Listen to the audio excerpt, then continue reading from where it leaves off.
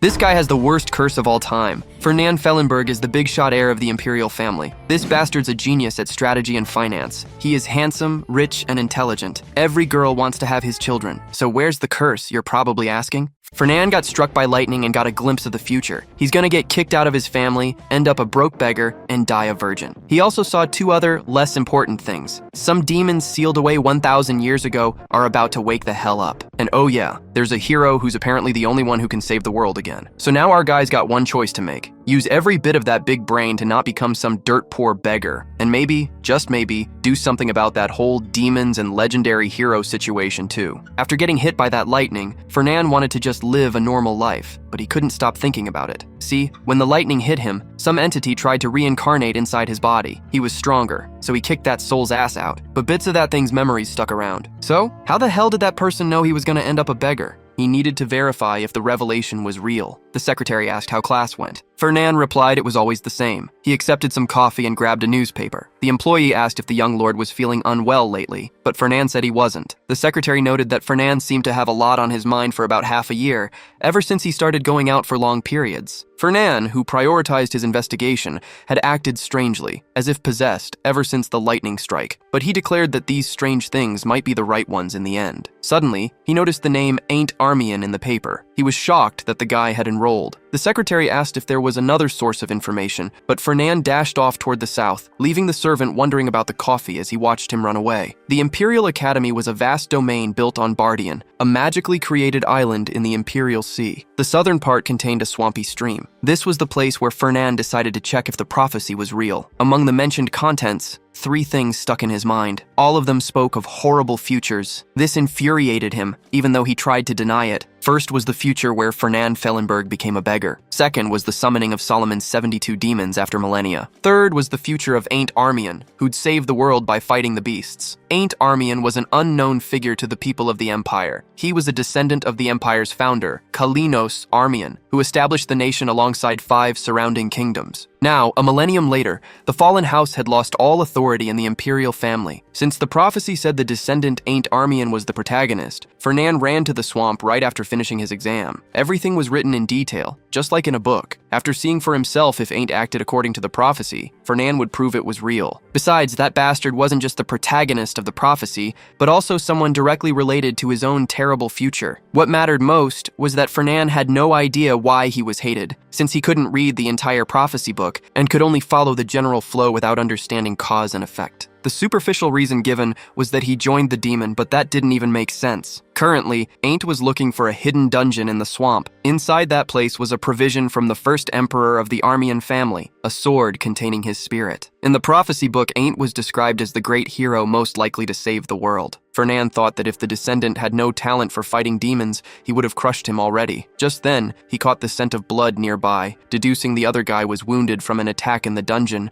and that his talent hadn't bloomed yet. Since a croaker, the predator of the swamp, was a tough opponent. Fernand concluded everything was as simple as the prophecy said, but decided he should check the inside of the place until he noticed something approaching. He wondered why Ain't was there and hadn't entered the dungeon yet. When they met, Fernand warned him that this was a restricted area for freshmen. Ain't asked how he knew him, and the protagonist replied that he knew the descendant of the Armian family. Wanting to know his identity, Ain't heard the protagonist introduce himself as Fernand and suggest calling him Sunbai. The descendant recognized him and agreed to call him that. Next, Fernand asked if he had run away from a lizard, and Ain't explained he ran into a croaker. Fernand threw him a potion and warned that those creatures were only reported once a year, meaning he just got unlucky. He added that it was a highest grade potion, and it was better to drink that than 10 low-level flasks. When Ain't tried to say he couldn't afford it, Fernand corrected him to call him Sunbei and said he didn't need money. He explained that even with the fall of Ain't's family, he still carried imperial blood, so this should be considered an investment. Ain't thought the Sunbai was different from the rumors and thanked him. Fernand thought this would be a waste if it weren't for the prophecy, and warned the boy he was lucky, because if it were anyone else, he would be expelled for trespassing. He recommended Ain't be careful from now on. The descendant accepted the kindness, and though Fernand thought he wouldn't need to return, he decided to hide by erasing his presence. Shortly after, he followed Ain't to the dungeon. Fernand commented that the place really was that kind of territory, and Ain't must have cleared the area completely. However, he found it strange that magic lamps were present without being able to feel mana there, suspecting something was trying to absorb the surrounding energy, or that they were semi-penitential lamps. He remembered that Ain't presented a completely different image from the prophecy, which prevented him from trusting his future to him. In the prophecy, Ain't entered the dungeon wounded, his body broken from the shock of the fall. He drank all his remaining potions, but his wounds remained severe, forcing him to keep walking while resisting the pain until he saw something that caught his attention. At the end of the altar, there was a long sword that strangely gave him the feeling he should grab it. The moment Ain't grabbed the sword, a brilliant radiance pulled the cave out of the darkness. Fernan noticed the glow was weak enough to disappear, but it had left traces of magic, like the mark in the middle of the altar and the fact that Ain't had cleared the dungeon without any injuries. That entire situation confirmed the prophecy was real, which meant his own future was going to happen anyway. He complained that he would become a beggar and face a terrible future this time. Ain't Armian was the protagonist of the prophecy and the hero who would protect the world from demons, but he was also the one who would bring ruin to Fernan's life. Ain't was still a rising star, but he had a completely different personality from Fernan, being the type who values honor more than material goods. Since he is someone who can bring unexpected trouble if approached without care, Fernan wonders how to handle the situation. When he mentions to his servant that this is a difficult problem, Hyde asks about the matter. Fernan explains that there is something promising at the top to invest in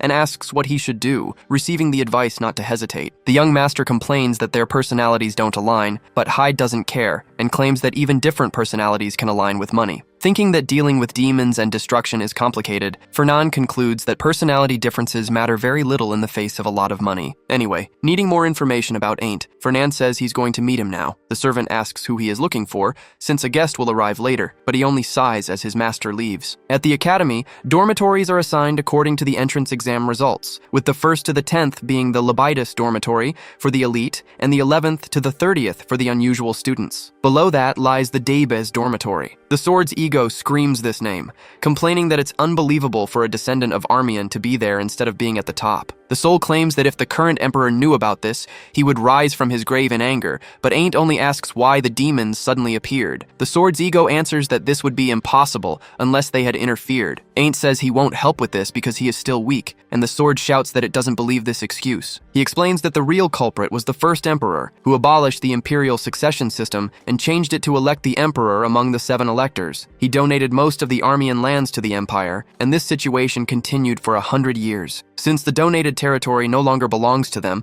the family lost fortunes and techniques over the generations. Even though he is only a candidate given the circumstances, the emperor declared that he still has talent and will give all resources to restore the family's glory, having placed him there with a purpose. Fernan knocks on the door asking if Ain't is there, and the young man asks who is knocking. The protagonist introduces himself as his Sunbae. Ain't opens the door and asks what brings him there, while Fernan asks if he is busy. The swordsman says he has nothing important at the moment, and the protagonist invites him to take a walk in a quieter place, as the dormitory is too noisy. Ain't asks for 10 minutes to get ready and go out. Fernan complains about being made to wait for 10 minutes, saying he should discipline him, but Ain't asks for only 5 minutes this time. The protagonist accepts and says he will wait in front of the dormitory. The soul of the first emperor asks who that guy is. Ain't answers that he is the eldest son of the wealthy Fellenberg family, and the soul retorts that they have no right to act big just because they make money. The blonde-haired young man wonders why Fernan wants to see him and if he plans to charge him for the potion money. Later during the meeting, Fernan comments that he brought the sword. Ain't replies that he has no bad intentions, and the protagonist understands, remembering that knights don't like to be far from their weapons and thinking that he must be infused with the ego of Emperor Gardner. Ain't asks the reason for the invitation, and Fernan says it's no big deal, as he was just thinking about dinner. He says the boy is free to order whatever he wants. Ain't tries to refuse because it seems expensive, but Fernan tells him not to refuse an offer, and the young man accepts. The protagonist thinks he seems kind and innocent, but he wants to find out how he managed to trick him in the prophecy. Fernan asks what the boy wants to do upon graduation, since students usually enroll to expand their influence, while the Armian have always focused on developing strength instead of socializing. Therefore, it's surprising to see someone from that family at the academy. Ain't answers that he was tired of being treated as a joke,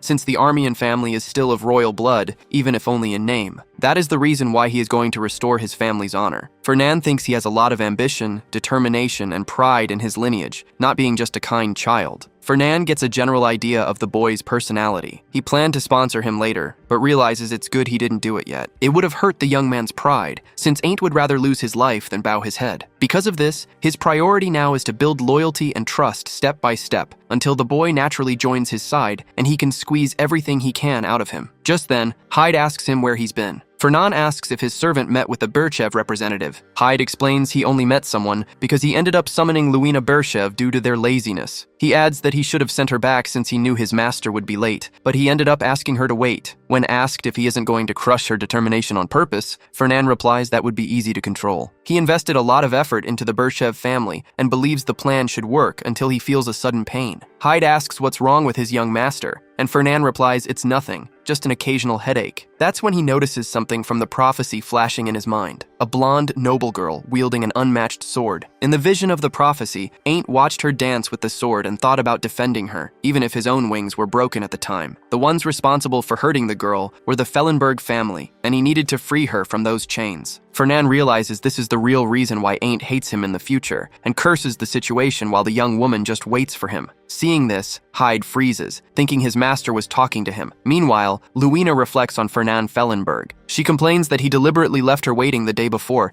and is now calling her again, thinking the young man is trying to break her spirit. Fernand watches her through a window, sensing her deep irritation. He recalls that the Berchev family is traditionally a line of counts, a powerful force guarding the north of the empire, and one of the 7 prince-electors, but they suffered massive damage due to the monster waves. With their fortress wiped out along with their glory, the Berchevs needed money to rebuild. They sold their golden patent and their rights, and that was when the leader of the Fellenbergs, Fernand's father, reached out to help them. The Fellenbergs possess excellent magic, but their swordsmanship is poor, and that was the perfect opportunity to fix that weakness. Although they escaped annihilation, the Berchevs still suffer every year. Fernand figures that if he pushes them a bit more, they might break and unleash their magic swordsmanship. He also remembers that, of all people, Luina was destined to be Ain't's love interest, and thinks the protagonist wants everything, from saving the world to romance. Since she's connected to Ain't, Fernand needs to make sure she doesn't hate him. He then comments that she arrived early and apologizes for what happened the day before, claiming he got distracted for a moment and didn't do it on purpose. Luina replies that it's always the weaker party who suffers injustice, and though the young man denies saying that, she accepts the apology but demands to know why she was called there. Fernand replies she must already know the reason, as he plans to win a favor from her. He explains the first phase of his plan, announcing there will be a joint activity between the magic and night departments, but Luina rejects him before he even finishes the sentence. She asks if he's going to lose just to be her partner,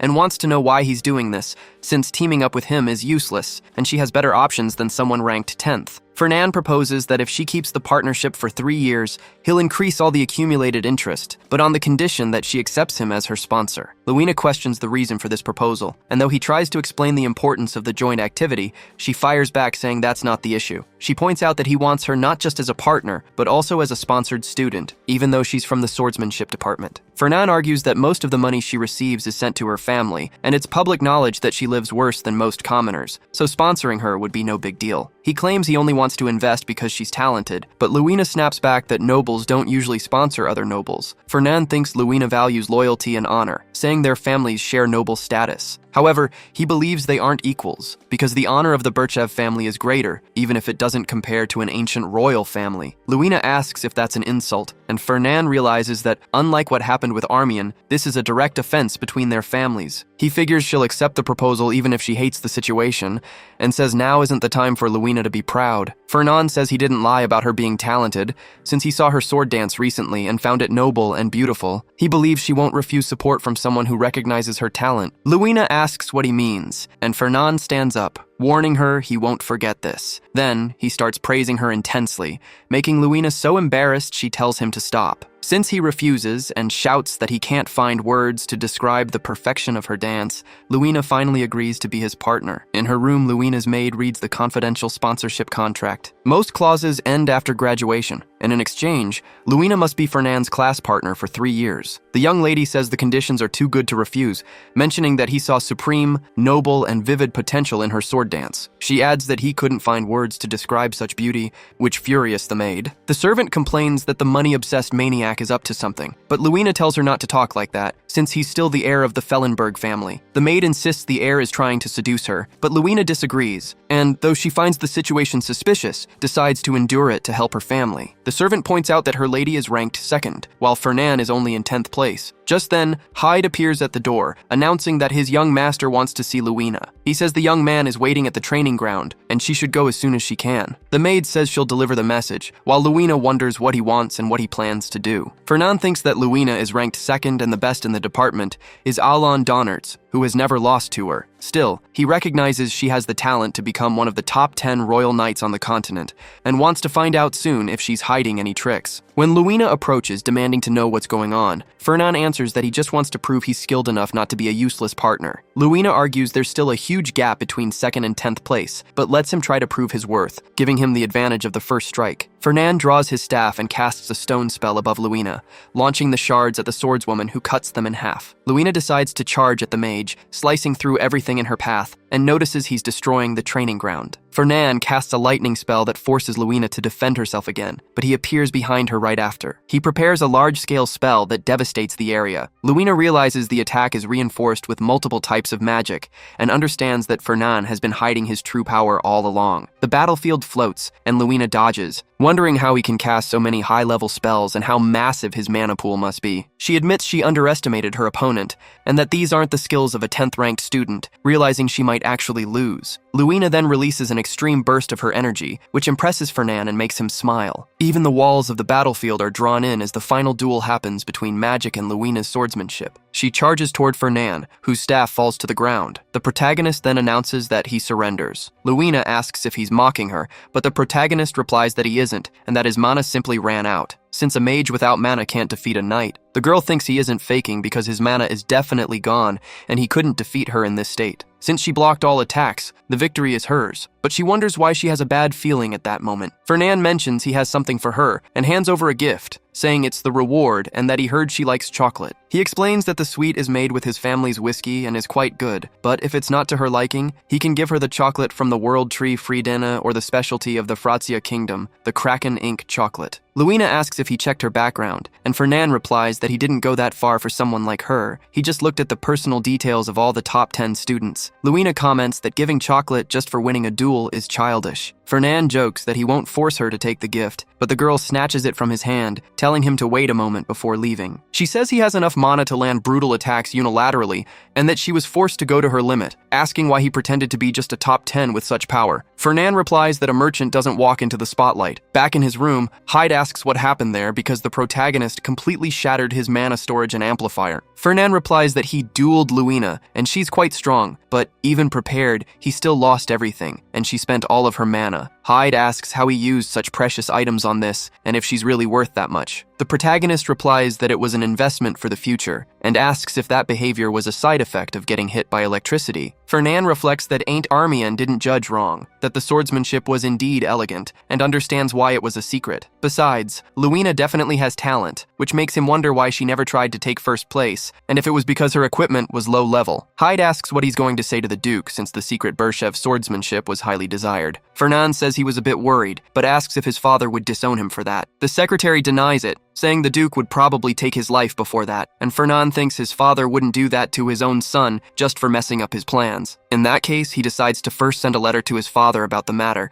having a vivid image of his collapse after reading it. Wild thoughts and anxiety take over Fernan, who spends his time trying to ignore the situation. A few days later, a reply finally comes from his father. Fernan comments that the response came faster than he thought, and Hyde says it finally happened. The protagonist asks if his father asked to separate any message, but the secretary denies it, warning that he feels like it's his last day serving the young master. Fernan thinks it's not the secretary's fault, because he should be rejected thanks to Ain't for the crime of joining a demon. Since the incident wasn't particularly related to that, it should be fine. He says he needs to see his father now, thinking the Duke thought he was in a pact, but he can't tell the truth since he got the Book of Prophecy. The secretary tells him to go ahead because his grace is waiting. Fernan reflects that there's no way to prove the existence of the prophetic book, and if he tells the truth, his father will complain that a merchant fell into illusions and would be angry for him trying to ruin the family. He needs to offer something at least, to make up for the loss of the Berchev. Upon meeting him, his father comments that he looks more normal than he expected, but says he was wondering if his son took drugs, lost his mind, or if the demon that defeated the first emperor took over his body, demanding that he explain what he did. Fernan says he decided to make a better investment in Bershev. His father asks what could be better than the secret swordsmanship, but his son replies that he can't tell. The family leader warns that this is not a request. He calls him a sinner for trying to ruin the family fortune, but Fernan says he knows that. He guarantees his thoughts haven't changed. If his father trusts him with the Bershev matter,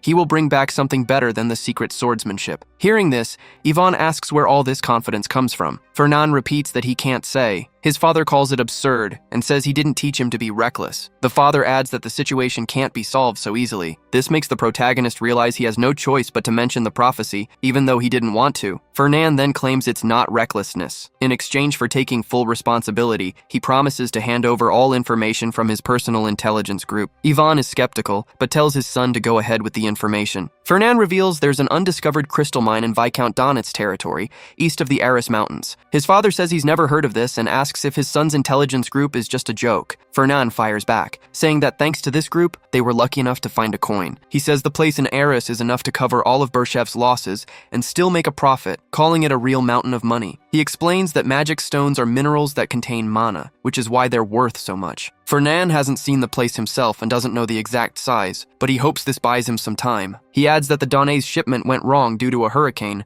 and their situation is bad, meaning they can take the mine if they seize the moment. Internally, the protagonist plans to reveal the prophecy slowly before he gets caught. Ivan says if the information is true, he can overlook the damage his son caused, but first he needs to verify the facts. He orders Fernand to focus on his studies and says he'll call him back once he gets the chance. Fernand agrees and leaves, thinking he managed to put out his father's anger, though he feels his life expectancy just got shorter. Before he leaves, Ivan calls him back for dinner since he's already there. As soon as the door closes, Ivan tells his secretary he's a bit disappointed the Black Turtle didn't find out what Fernand discovered. The secretary apologizes and promises to check the situation again. Ivan asks the secretary's opinion on his son, and the employee replies that the young man will be a respectable merchant. The father still has doubts about how Fernand found out about the mine, and decides they must investigate his squad over time, wondering if they specialize in minerals. The secretary asks if it's the golden pillar, and Ivan confirms that Fernand knows the value of the ore, which is why he uses earth magic despite having a high affinity for fire. Ivan repeats that they must check the information first. The secretary remarks that if the young master really has the golden pillar, they can grow the organization beyond expectations. Ivan agrees his son was always interested in that, considering the situation extraordinary. He then orders the secretary to also investigate Luina Bershev and find out how she seduced his son. The secretary asks if they're in love, and Ivan says there'd be no other reason to invest in this, noting his son's eyes looked in love just like in his youth, though he feels that doesn't explain everything. He wonders what would make the boy, who loves money more than his own father, act like this. Elsewhere, Fernand mentions that Aaliyah will partner up with Carlos Deneve, and Lunia confirms it. The protagonist points out she was originally 4th in the department, but Lunia corrects him, saying she was 5th. Fernand asks the reason for the partnership and why it matters, and the girl replies everyone would find out eventually anyway. She adds they got together for money and there's something to handle, which isn't wrong. Fernand agrees the motive is money and that he really loves it, but he thinks there's nothing else to get from Lunia. He remembers she isn't impressed by people calling him the money demon, which is why she hates him so much. The protagonist then hands her a mandrake root elixir and a coupon to buy a weapon from his company. Lunia says she can't pay for that, but Fernand reminds her of their contract. Finally, the girl remarks that gear made by the Golden Turtle is too valuable to be just a gift. Judging by Fernand's reaction, it seemed he thought that way too, but the protagonist denies it while thinking Luina was correct. However, the price of winning a favor from the girl and preventing his future from being a beggar was better. When Luina says she can't accept the gift, Fernand claims that rejecting the sponsorship would trigger a contract penalty, making her finally accept it. Right after, the protagonist gets up and warns that he'd see her in class because he has something important to do now. Luina reflects that, even as a sponsorship, those items were still too expensive. She wonders if there really was a penalty clause in the contract, knowing there definitely wasn't. Suspicious, she tries to understand the reason for receiving such precious items, questioning if Fernand was trying to seduce her to steal her swordsmanship technique, something she'd never let him get. In his room, Fernand notes that Ain't Armian must be at the lecture. While Ain't warms up his arm, the protagonist reflects on the first-year friendly duels, a very famous event at this level. According to the prophecy, this was where Ain't got the sword's ego, starting to win and getting famous until the story of being the hero who would save the world became true. At that moment, someone approaches Fernand,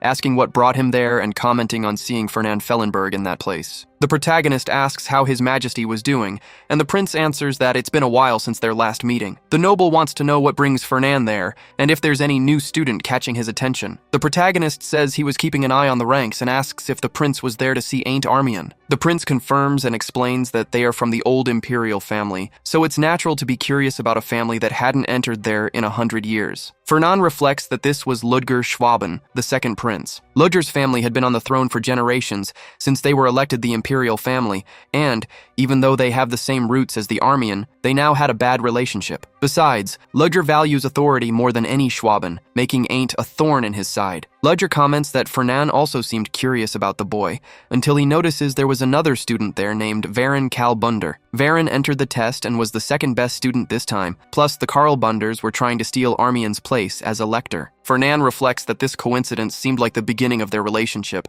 because for every epic hero, there is a villain who tries to overcome the protagonist to grow. For Ain't, the protagonist of the prophecy, Varen Kalbunder was the next antagonist. An instructor calls for Ain't and Anton Dern for combat. Seeing Ludger and his servant Varen in the same place, right at the start of the hero's journey, Fernand wonders if that was fate. He finds the situation very interesting, and decides to check if the prophecy would prove that investing in Ain't was the right path. The instructor starts the duel, and Anton charges forward with long strides. Ain't notices the approach and manages to block the strike, but his rival uses mana on his sword to deliver a clean cut. Ain't dodges with an aerial acrobatic move and lands on the ground, gasping for breath. Ludger comments that this class chooses duel partners randomly, and that Armian seemed unlucky, since Anton Dern was the 10th place in the entrance exam, being a tough opponent for Ain't, who was in 38th place. The prince adds that he didn't expect much from someone in that position to be pressured so unilaterally, and since he had nothing else to see, warns that he's leaving. Fernand, however, answers that it didn't look boring. Right after, Ain't preps his sword with mana and makes a downward slash, tearing the collar of Anton's shirt right down the middle with just that attack. Ludger and Varen are shocked by the scene. Fernand reflects that Ain't was caught off guard by the opponent's initial aggressiveness, and that the early confusion showed his inexperience, but as soon as the hero responded calmly, the tables would turn. Finally, Anton mutters in surprise that this was just the guy who got 38th place. Anton decides he won't lose to him and releases all of his magic energy. In the corner, a girl comments that Ain't is much better than she thought, but claims Anton will still win. Watching the fight, Ludger remarks it's surprising that a 38th ranked fighter is forcing the 10th to use aura, living exactly like his name. At the same time, Fernand reflects on how, for someone without talent, that opponent is trying pretty hard. There was no chance of victory against the hero, since Ain't didn't lack talent. The young man blocks the sword strike and manages to counterattack, while Fernand reflects that this environment never supported him. Despite this, Ain't Armian was special because he was the one chosen by the prophecy and the protagonist of this world. Ain't advances to Anton's back, the opponent's sword is thrown far away, and the guy falls to the ground. The instructor announces that the winner is Ain't Armian, who raises his shining sword under the screams of his classmates celebrating the victory. Fernand reflects that, as expected, the prophecy was right and his choice wasn't wrong. He just needs to make Ain't grow and become his ally, so he can win over Luina too. In another class, the students wonder if they really formed a duo, and for what reason Luina accepted the partnership. Fernand complains that they're getting too much attention, but his girlfriend comments that eventually everyone will stop talking. He asks if she used the elixir, changed her equipment, and if she liked the result. Luina remembers that she was excited doing all of that and answers that it wasn't bad. Next, Professor Rosalia approaches the classroom asking if everyone is there, noting that everyone seems fine with their duos and nobody is late. She introduces herself as the magic teacher and introduces Professor Grad, responsible for swordsmanship. The practical class starts immediately, with the assistants distributing maps to the students. Grad explains that there's no better way than showing what they learned in practice, announcing that they'll be thrown into the training field. The prepared map contained a marked destination that should be reached in about 3 hours, although the exact limit is 4 hours from that moment. The professor opens the floor for questions, and a student asks if the activity will affect their grades, with Grad replying that this is the most important test before the final exams. Another student asks about combat, and Rosalia warns that there will be extra points for that. With no more questions, the professors wish everyone good luck and start the activity. While they walk, Fernand asks where they are, and Luina replies that they need to read the map first. At that moment, they run straight into Jane Hux and the shy mage Ned Palin. Fernand recognizes that both are in the top 70, and Luina asks what she should do, since she isn't here to deal with 2 low-rank leftovers. The young man says he'd usually say something before walking away, but this time he'll completely follow her decision. Luina thinks that's an excellent attitude and decides that first they must secure the bonus points and look at the map to find out where they are. Fernan asks if it wouldn't be easier to use magic, and she asks if he's going to reveal their location. Ned whispers to his partner that this is their chance to run, but Luina leaps in a graceful acrobatic move, warning them that she needs the bonus points and they aren't escaping anywhere. Fernan complements the strike with his magic, knocking down both opponents. He comments that there was a defensive spell on the map left by the assistants. With their defeat, Jane and Ned's signal disappears, making Professor Grad comment that the students are being eliminated faster than he expected. Rosalia says it's interesting to see the conflicts between them, since none were eliminated by monsters. Grad asks which duo she'd like to watch, and Rosalia mentions Ludger and Alan, as well as Carlos Deneve and Alia Tortega, but highlights that the most interesting pair is Luina Bershev and Fernan Fellenberg. Grad comments that she's at a disadvantage for teaming up with him and wonders if it was for money,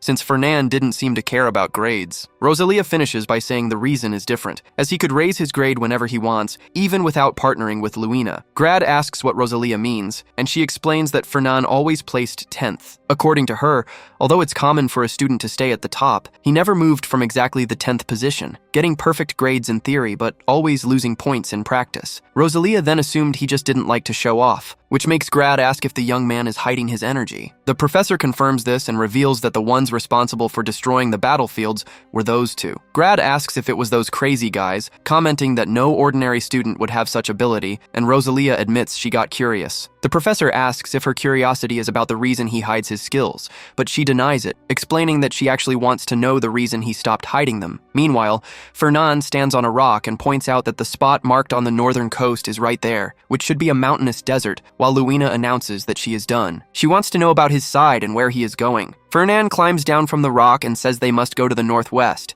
where there are also some people, asking if they should find the next pair on the way, but Luina answers that they still have plenty of time. Next, a massive rock materializes thanks to Fernan's staff. Someone approaches, calling out to Fernan Fellenberg, saying they finally met there. Luina complains about Carlos Deneve trying to attack from behind, but he asks what is unfair about that, asking if she forgot the professor spoke about real practice, and adds that this must be fate. Luina asks why he is angry, and Fernan replies that Carlos's pride was hurt by losing his partner, commenting that it is really childish to do something like that. Luina claims she belongs to no one, and Fernan jokes that Carlos's actions are very foolish, but his rival tells him to cut the talk. Carlos and his partner continue, saying it is better to get more points by capturing strong people and that they can't just wait around. Fernan says he will help Luina and that she should feel free to go all out, but she tells him not to get in her way, pointing out that they don't even coordinate their movements and don't have that kind of support. Fernan argues that a duo fighting separately makes no sense, but he begins to lift dozens of rocks while telling her not to worry. He tells her to trust him as they start to flank the opposing duo. In the control room,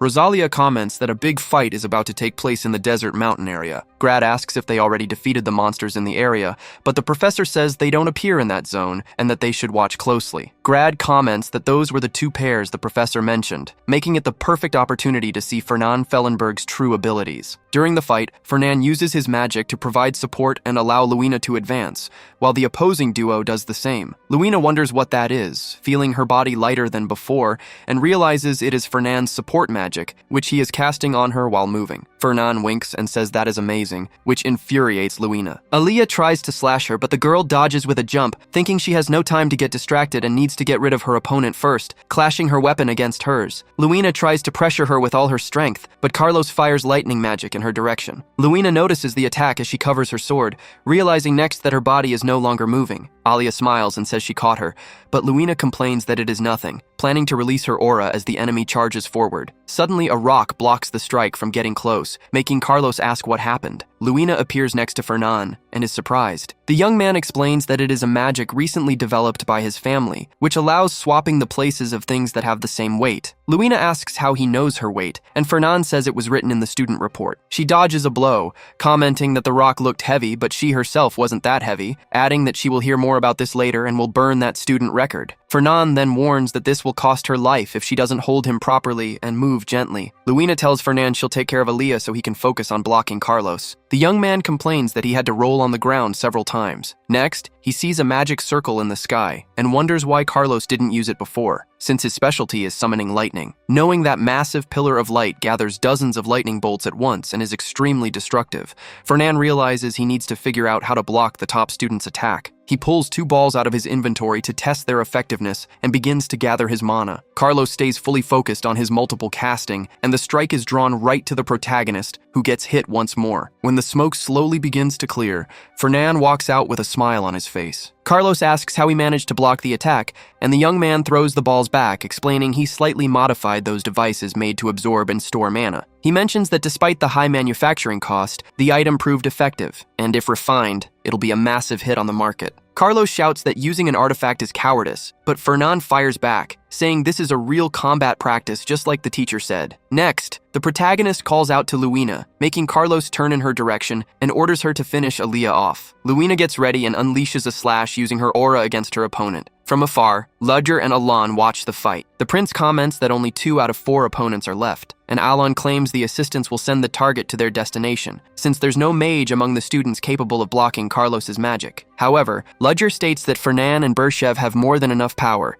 and that the boy won't hide his true abilities anymore. The prince knows he can't lose his pace against Bershev, who's obsessed with grades, and that his own social circle is full of people ready to drag him down if his rank drops. To prevent Fernan from becoming a potential rival, and as promised for following him to the safe zone, he plans to raise his level in the test. He notes that the previous pair was eliminated before him, and that Luina Bershev and Fernan Fillenberg must be captured. Further ahead, the duo slices a troll in half with their strength. Luina mentions they're close to the destination, and judging by the rate the monsters are appearing, they'll arrive first. Fernan seems to ignore her as he extracts resources from the troll's corpse, making the girl ask if that's really necessary. The young man explains that troll blood is a key ingredient for his potions, and Luina remarks that compared to his wealth, that's nothing, which is why people call him a maniac. Fernan replies that he managed to recruit her thanks to this, and she tells him to keep moving. The boy jokes that only 8 pairs are left and that she lost track of the points, but Luina claims she still has a good reason for being the top student. Suddenly, the girl calls out to him, and Fernan confirms he also felt the approach of at least 20 people who seem to be targeting them. The enemy pairs rush forward, but Fernan and Luina manage to fight them off with their strength. Alon charges toward the girl at full speed and prepares to strike. Luina recognizes him, and the two clash their weapons with full force,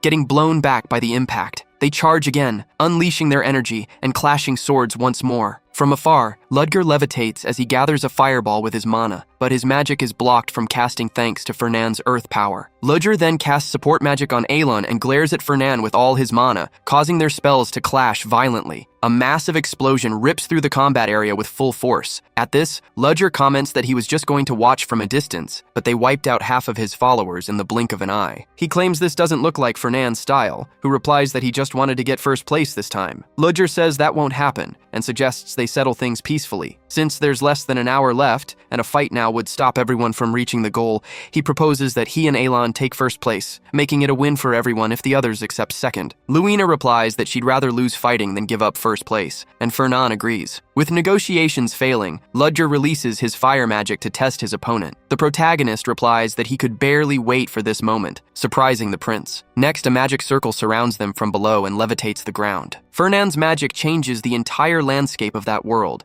making the opponent scream that it's a trap and try to run away. The rocks gather and trap Alon and Ludger. Fernan suggests they keep walking, while Luina, impressed, asks why he didn't use this trick before, walking to the designated area. With the test over, Grad congratulates everyone and announces that Luina Bershev and Fernan Fellenberg took first place, while Ludger Schwaben and Alon Dennertz got second. Fernan celebrates the result, and Luina comments that their opponents were good and they couldn't defeat Alon. She admits she didn't expect to finish on top, but Fernan points out that first place was guaranteed even without defeating them. Luina adds that being there for the first time is amazing. Grad concludes the test and tells the group to get ready to return to the academy quickly, staying close. Then, Luina asks if Fernan knows the rookie Ain't Armian, revealing she met him the other night while training and found him interesting. She compares the boy to when she secretly watched Fernan's sword dance, which gives the protagonist a headache. The protagonist feels the prophecy coming and realizes another part of it was revealed. He wonders what's going on and if the story changed this time. In the vision of the prophecy, Ain't shouts asking what Luina was doing, and she replies that she didn't become his knight this time, but her destiny is to fight and be the shield that protects him. Next, she charges at the demon Andromalius, making Fernan wonder if the future is changing again. In the next part of the vision, Luina wakes up in a hospital, and Ain't says he brought her there, crying and complaining that they tried to take down the Birchev family because of the Fellenberg nobles. Fernan gets furious in the vision, thinking the boy is bold to talk to his senior like that. Fernan snaps back to reality. Luina asks if he's okay or if he's sick, since he collapsed out of nowhere. The protagonist replies that everything is fine. Rosalia asks if he should go to the infirmary, and Grad comments that he needs to be stronger. Fernan reflects that Ain't Armian started seeing him as an enemy from that moment on. He wonders why he suddenly received another prophecy, focused on Luina again. He knows that Andromalius is one of the 72 demons that will descend upon the world in the near future. Later, in the carriage, Hyde congratulates Fernan on first place. The young man says he used up a lot of energy, and the assistant suggests he sleep until they reach Labitus. As the carriage travels, Fernan reflects on Andromalius, the 72nd demon, described as a man with black hair, black eyes, and a snake on his right arm. He remembers that this is the only information available, since in the current era demons are considered myths,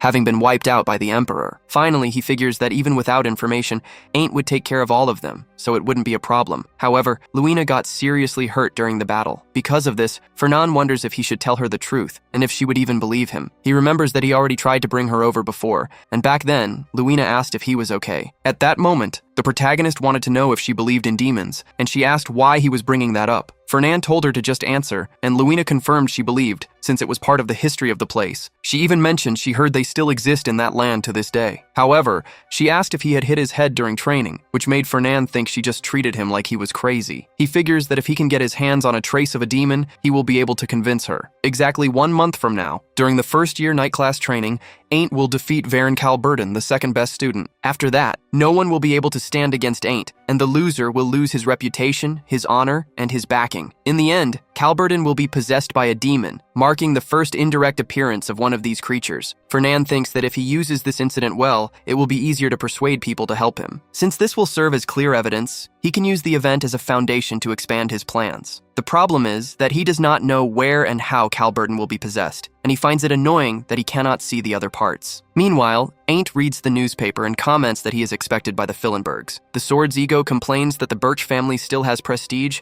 despite losing their military rights, and claims that it is all thanks to her, while the Fillenbergs did nothing. The ego adds that the two families should not be compared, since the only knight who stayed by Aint's side was Bershev. Ain't points out that nowadays, people value the Fillenbergs more, and the ego complains that this is the end of the world, saying she would never have associated with them if it were not for the damages of the war. However, the ego mentions that Ain't could ask the young master of that family for money, since the boy was really kind to him. Ain't thinks that the Fillenbergs probably want to establish a connection with the Armians, but they never openly say what they want, just to make him lower his guard. He wonders if Fernan approached him for weird reasons, but concludes that since his own family is ruined, that does not even make sense. The ego asks why Ain't is cursing himself, and says the motives do not matter. Ain't explains he did not think Fernan was being kind out of self-interest. When Fernan first came, he gave him a potion after seeing him get hurt by a monster. He claims the young master definitely did not have calculating eyes, and was genuinely worried, adding that asking someone for money is dishonorable, and trust cannot be bought. The ego screams that this is totally frustrating, commenting that even the previous emperor claimed to have great financial support, but she cannot even buy a meal. The spirit insists that the Fillenbergs do not offer things out of pure kindness, demanding that Ain't stop talking and go to them. Ain't goes to Fernan's dorm and asks if he can meet him right now. Hyde explains that his young master runs the merchant guild while studying and is very busy. Ain't apologizes, clarifying that he is not a regular visitor, but rather Ain't Armian who came to see him. The secretary says he already informed his master about the visit, but the master is busy and he must return. Ain't understands, and as he leaves, tells the ego that he would give them money if they were waiting. But since the senior was busy, he ended up just disturbing him. In the office, Fernan reflects that the visit was unexpected, and that the bait was not seasoned enough yet. Hyde enters the room and reports that, as instructed, he sent Ain't away. The secretary wants to know why he did that, since Fernan has been keeping an eye on the boy. Fernan replies that it would be strange to go see him directly, and that both of their purposes are the same. He believes the same goes for Ain't, but it would be even stranger to accept him now since he cannot help yet. Fernan explains he sent him back because he felt Ain't did not really want to come, and that he will draw him in once there is real trust. Hyde asks if it is necessary to go that far for a descendant of a ruined family. Fernan replies that the young man has many qualities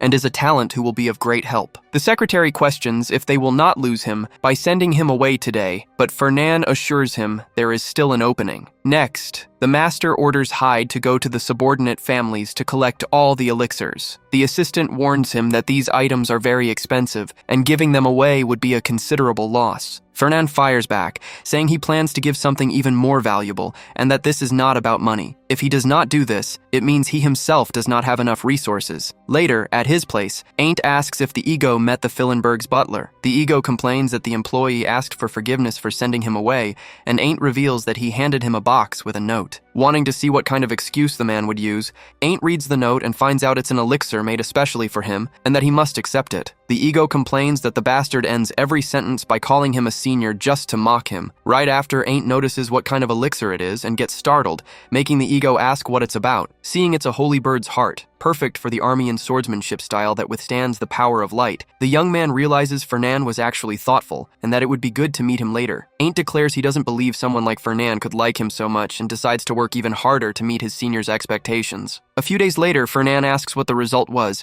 and Hyde reports that Ain't defeated Varen Kalbunder. Varen's swordsmanship was slightly better, but the army and aura overwhelmed his skill, making Fernan think the prophecy was going to happen again. He asks if the victory was thanks to the elixir he delivered, and Hyde ponders that the drink had some effect, though it seemed the opponent would lose even without it. Fernan claims that's something no one could know for sure. Remembering the prophecy says that after Ain't defeats Varen, the loser gets possessed by a demon, which showed a perfect opportunity to find proof that such a creature exists. Because of this, Fernan orders Hyde to keep his eyes on Varen for some time. The assistant confirms he'll watch the places the target visits, the people he contacts, and even his conversations, since the young master needs to know everything about him. 2 weeks passed since they started watching Varen, but nothing happened. Feeling that something wasn't right and that something bigger was occurring at that moment, Fernan wonders if Hyde was being lazy. Since the most important part of the prophecy was about the demon, if that part proved false, he'd have to reconsider what he should believe. After being defeated by Ain't, Varen built up his frustration and met him again in the mid-year exam. The winner of the fight was already decided, since Ain't was no longer careless against someone he had already faced,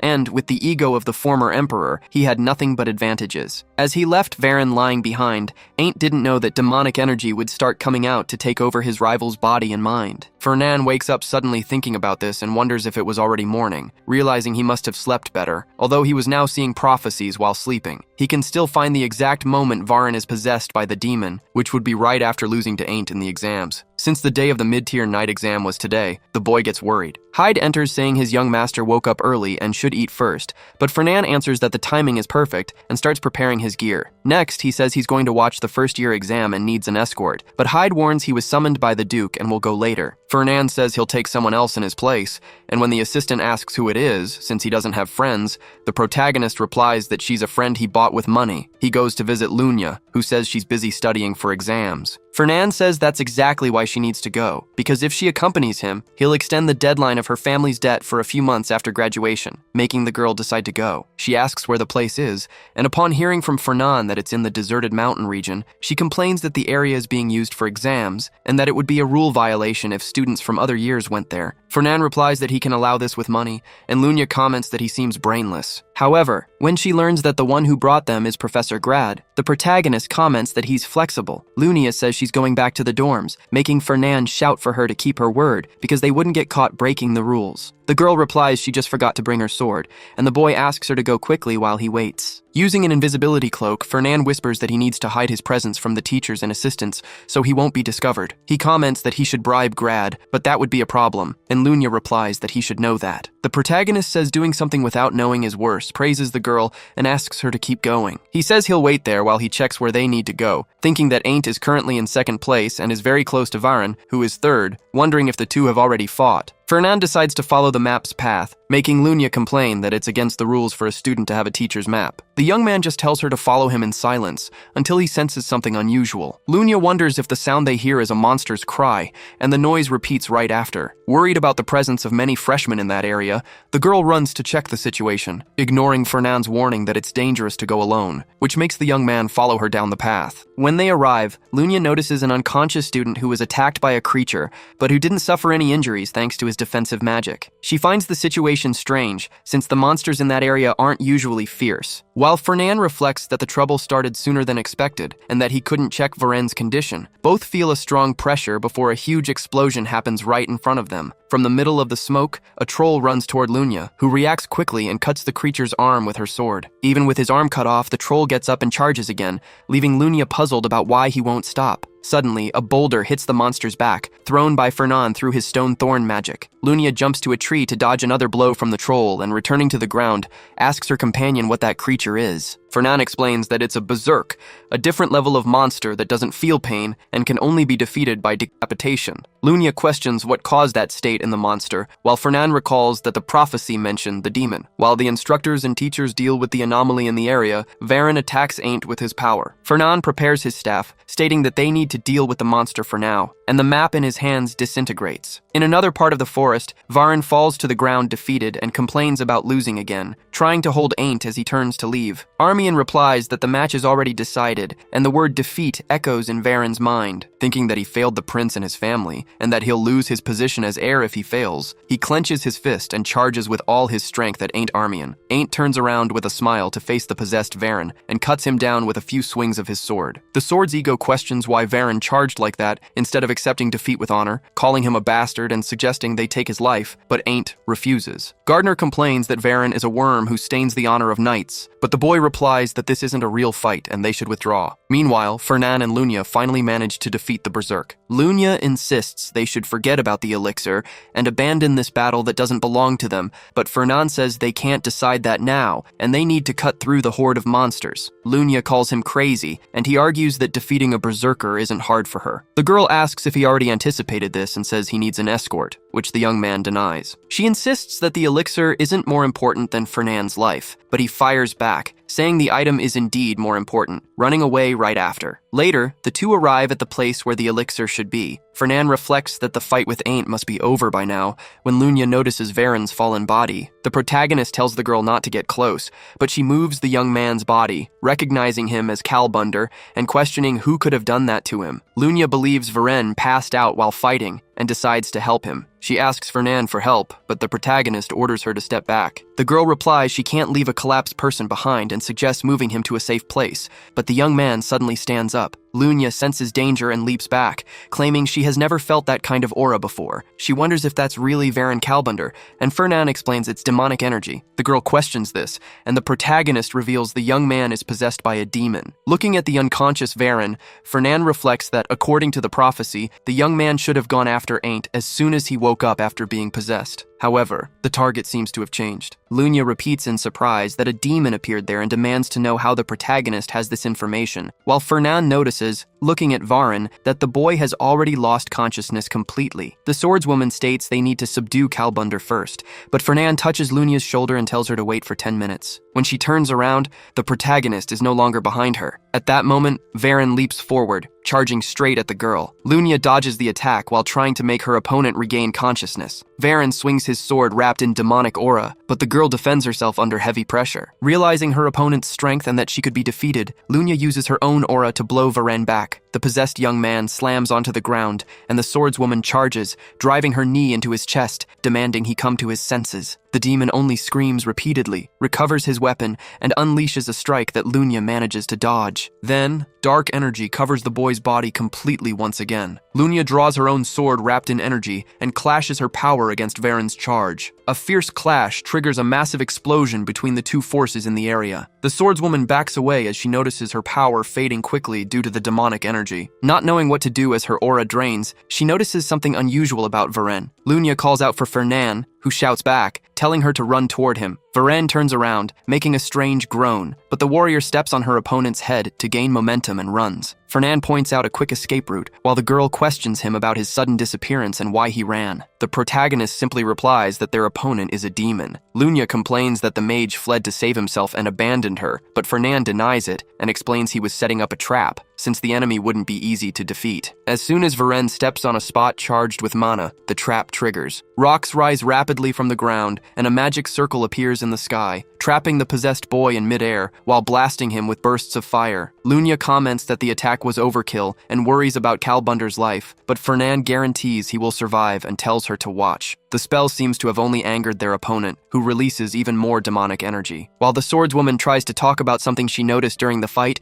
Fernan regrets having to use that resource. He pulls out a mana crystal and begins a new incantation, engulfing the demon in flames until a massive pillar of fire completely covers the target. Varen falls to the ground immediately after this strike. Fernan says the operation was a success, but Lunia asks if it wasn't a waste to use such expensive items. The boy explains that the situation didn't help, though the girl insists they could have defeated the opponent if they worked together. Fernan counters that the demonic energy was too much. Lunya agrees that the power seemed capable of destroying the world, but reminds him that the opponent is still Varen Kalbunder. At that moment, the protagonist realizes what he just did. He remembers that Ain't is the hero who will save the world, but he hasn't awakened his powers yet, which means Lunya is naturally stronger than him at this point. Because he got so fixated on the word demon, he forgot this important detail and spent way too much to make the traps. Lunya notices that Fernan lost the focus in his eyes, while the protagonist just laments how much it cost to do that. The demon gets up and charges with a leap, but Fernan slams a fist right into his face. He then falls to the ground unconscious, while the protagonist calls him a wasted demon. Sometime later, Varen regains consciousness, sees what happened, and asks if that's actually real. Fernan shows the recording orb with the exact scene, claiming there's no way to fake it. Varen replies that he doesn't remember anything after fighting. The protagonist explains that after losing his mind, the young man was possessed and attacked them. Varen complains that he's never met a demon, but the protagonist says he must know what happened, since he was slammed into the ground with force, hit by dozens of magic arrows, and burned by a pillar of hellfire. Varen's survival was only thanks to the demonic energy protecting his body. Fernan warns that they used a lot of resources to contain him, and Varen promises to pay for the damage. However, the protagonist pretends to have intense mental trauma, making Varen give in. Fernan then says he only needs to do something simple, and tells the young man to sign a document so everything is covered up. Varen asks if that isn't just a slave contract, because the terms are terrible. Fernan replies that he's not appreciating the kindness, and threatens to hand the recordings over to the Inquisitors. The Inquisitors are an organization directly subordinate to the Emperor that deals with demons. In the past, they held absolute power, but after 1,000 years, they became a symbolic organization. Fernan comments that they'd see this as a chance to get back into the spotlight and would want the orb. Varen shouts that he really has no connection to demons, but the protagonist counters that he'd be expelled from the academy, and the Marquise would kick out the son who sold his soul. Faced with this, Varen signs the slave contract and puts himself under his Sunbei's orders. Outside, Lunya asks if it was right to handle the situation that way, instead of informing the teachers. Fernan replies that it wasn't the time, because even if Varen became a demon or was manipulated, the cause still hasn't been cleared up. If he was being controlled by someone, it means there's something in the academy summoning demons. If the incident became public, the culprits could go into hiding, making the search harder. Lunya understands that he plans to investigate the case and asks why the targets would be students. Fernan explains that the academy holds the greatest talents of the empire, and the girl concludes that the plan is to destroy the nation's future. She offers to help exterminate demons anytime. Fernan reflects that her attitude is amazing, but thinks he can't offer help for free, and that she'll only realize later how foolish her promise was. Due to the events, teachers and assistants were called to contain the monster horde, resulting in the cancellation of the midterm practical exam. Since the academy grades are split between skills and theory, all practical exams for the semester were replaced by written tests. For students focused on the practical side, this change acts as a punishment, and Ain't is no exception to this rule. The ego claims that no matter how much he thinks about it, he still finds everything very strange. The previous monster horde was definitely the work of a demon because of the spark of demonic energy left behind, but the creature never showed up. Hearing this, Ain't asks if he could be wrong, but the ego shouts that the demons will show up again, and that was exactly why the first emperor was there. According to the ego, the demons will slowly target Ain't. The young man asks why, and the entity asks if he really doesn't know, explaining that it's because of the Armian name engraved in his bones. If it wasn't for this bloodline, the demons would already have the world in their hands. The ego warns that Ain't must never lower his guard under his leadership, leaving the young man worried to learn that he attracts these creatures. At the same time, in the Lebitus Hall, Fernan shouts, complaining that his head feels like it's going to explode, which makes Hyde ask what's wrong with his young master. Fernan then receives a prophecy showing Ain't running to the southern forest, entering a cave, and finally finding something. In the vision, there's a spirit beast acting as a boss, and it's too strong for Ain't to handle. With the fall of the beast, the area behind collapses and reveals a mithril ore vein. In the prophecy, both are extremely happy to find the ore vein, and it's revealed that the sword was also blessed by mana, allowing its soul to dwell in it. Fernan suddenly wakes up and repeats the words about the metal that holds the soul. Elsewhere, Lunya points out that if last time Fernan talked about a spirit potion, now he's talking about a herb. The young man admits he lied last time, but guarantees that now it's true. Lunya complains that they're going to miss a week of class because of this, but Fernan replies that he's preparing his class and will take care of the situation. The girl refuses, and even when he says he'll increase her share, she denies him again, stating that although she doesn't know about other things, she can't miss classes. Fernan then decides he will ask someone else for help. At that moment, Jace Vines enters the room, greets Fernan saying it's been a long time, and wishes the blessings of Mana be with him. Noticing Lunia, Jace comments that his brother wasn't alone, welcoming her and wishing blessings to her too. Then he asks if Fernan is doing well, and the young man replies that everything is normal, wanting to know about the newcomer's academic life. Jace says that since it's his first year, he still has a lot to learn. Lunia watches the conversation, confused, and asks if the two of them are very close. Fernan says she seems surprised, and Jace comments that closeness is only natural. Lunia denies this, explaining that Jace Vines is the saint of the Dragon God Church. To her, it's strange that the saint worshipped by everyone is associated with someone money-hungry like Fernan. Jace explains that since she isn't a mage, she might not know, but the Dragon God Church worships the elder who gifted humanity with magic, and today they worship mana and magic itself. Because of this, most followers are mages, making the church a powerful organization where to be an archmage, you need the Pope's recognition. Lunia says she already knows that, but insists on wanting to know why they are so close. Jace clarifies that since the church was created by mages, they need a lot of funds, and the Fellenberg family is the biggest supporter of the institution, with countless items created by their merchant guild. Jace jokes that the rich guy is his elder, and Fernan adds that he's still older than him. Lunia asks if Jace really is the saint, and the young man jokes that this kind of doubt hurts him, but the girl says it was just a joke. She says she understands their relationship and warns that she's leaving so she doesn't get in the way. Jace asks if she's already leaving since he just arrived, but Lunia replies that she doesn't plan to get involved in this. The saint says that if she changes her mind, she's free to come back and blesses her as she leaves. As soon as Lunia leaves, Jace asks Fernan why he was called, and the young man replies that he needs help gathering spirit herbs. The saint is impressed and asks if Fernan plans to steal the herbs for himself, but Jace denies it and questions if they really need to do the harvesting during training, since with their skills, they could go earlier and get everything easily. Fernan explains that he did everything he could, but unfortunately, he still doesn't have the correct location. Technically, the information from the prophecy is enough to locate the area, pointing to 7 lakes in the southern forest. He's been gathering mana from the bottom of all 7 lakes to find the ore vein, but he hasn't found any mithril yet. It is clear that the cave is magically hidden, and doing this is annoying. Jace points out that uninvolved students are banned from entering, and there are too many people around. But Fernan explains that is exactly why he signed up as an assistant. Fernan adds that the requirements are a bit strict, and when Jace says it is unusual for a sophomore to help, he replies that he got in because it is not against the rules. Jace praises the merchant's cleverness and says the plan is good, agreeing to join the group if Fernan promises to pay him a lot of money. While Fernan thinks his ally is a bastard, Jace presents a contract. At the training ground, the ego tells Ain't that he is going to make a plan again, using the spiritual herbs near Farden Lake in the east. He explains they need to make everything look like a coincidence, so they should just walk around first. The ego asks if Ain't is paying attention, and the boy replies that his sunbae is there, seemingly acting as an assistant too. The ego points out there is no money involved in this, and Ain't, figuring out the senior just wants extra points, decides to call him over. However, Grad interrupts, warning that training starts in 30 minutes, and the assistants must take their positions, leaving the boy complaining about not being able to talk to his sunbae. Elsewhere, Jace announces that he dressed up the doll and asks his brother to give it some blood and mana. The protagonist pours a few drops onto the object, and it takes on his appearance. Jace says the result is convincing and mentions he graduated at the top of his class,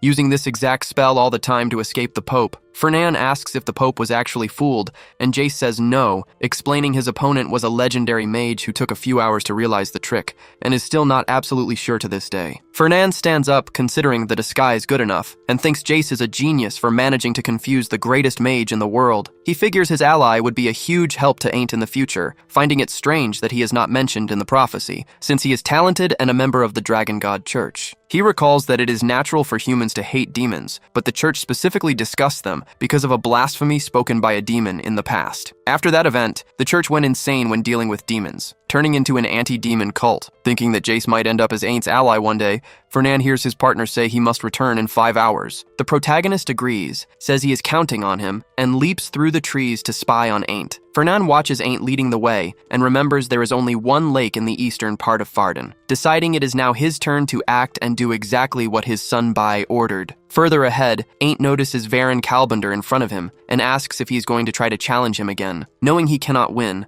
Varen reflects that he is aware of this and does not plan to look pathetic, remembering when Fernan asked him to pester Ain't during training in a scary way. Varen declares he has not accepted defeat and Ain't asks if losing twice was not enough. The swordsman replies that it does not matter if it was twice or 100 times, because he lost his reputation, and now he will fight to win back his honor. The ego points out that the knight's spirit keeps challenging him even after defeat, finding his attitude magnificent and telling Ain't to accept the challenge. Ain't says Varen is a formidable opponent, but reminds him that fighting between participants is banned in this area. The swordsman fires back, saying the rules mean nothing next to losing one's honor, and that he fights only for it, making the sword complain that it would be embarrassed because of the knight. Fernan watches the scene from afar, judging that Varen is doing great and should keep it up. Then he jumps off the branch to take care of his own business. Looking around the lake, the protagonist notices there is no one around, and if he searches for the mithril here, there is no risk of making noise. He wonders if he should try, happy to finally be able to use his magic and focused on finding the mithril before Ain't gets there. To do this, Fernan prepares something special and uses a summoning spell to call his servant. Thinking that the principle of magic technology is to combine all magic techniques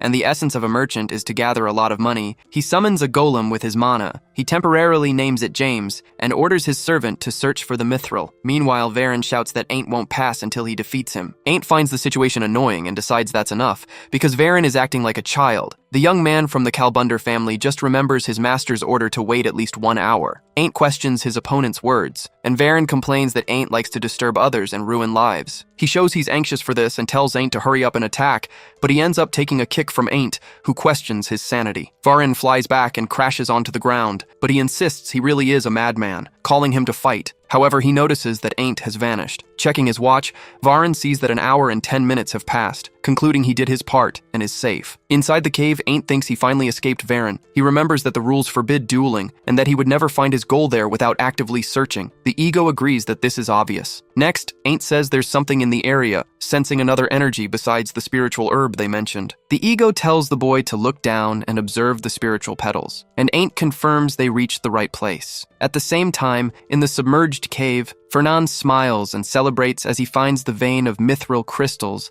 alongside his golem, James. Back at the top, Ain't finds the situation problematic because they found the herbs, but nobody would be crazy enough to mine with that monster around. The ego comments that he didn't expect to see a sea dragon there and suggests returning when they have another chance. Ain't asks what would happen if he fought, and the ego replies that the monster would find out what human flesh tastes like since it's far beyond the boy's level. Suddenly, the cave shakes and some rocks fall on the dragon. The creature wakes up and rises, making the ego warn about the danger. Ain't realizes he has to fight as he stands face to face with the monster, concluding he needs to defeat it. The ego tells him to stop and run away because of the level difference. When the creature lunges, the ego screams for him not to look back and just run. Ain't dodges the charge with a jump and prepares his sword for a spin cut, striking the monster's head. In response, the creature slams its tail right into the side of Ain't's body. The young man slides through the water, but opens his eyes in surprise. The serpent roars again, forcing Ain't to wrap himself in his aura as the monster blasts a jet of water from its mouth. The swordsman tries to block the attack with his sword and digs his foot into the ground,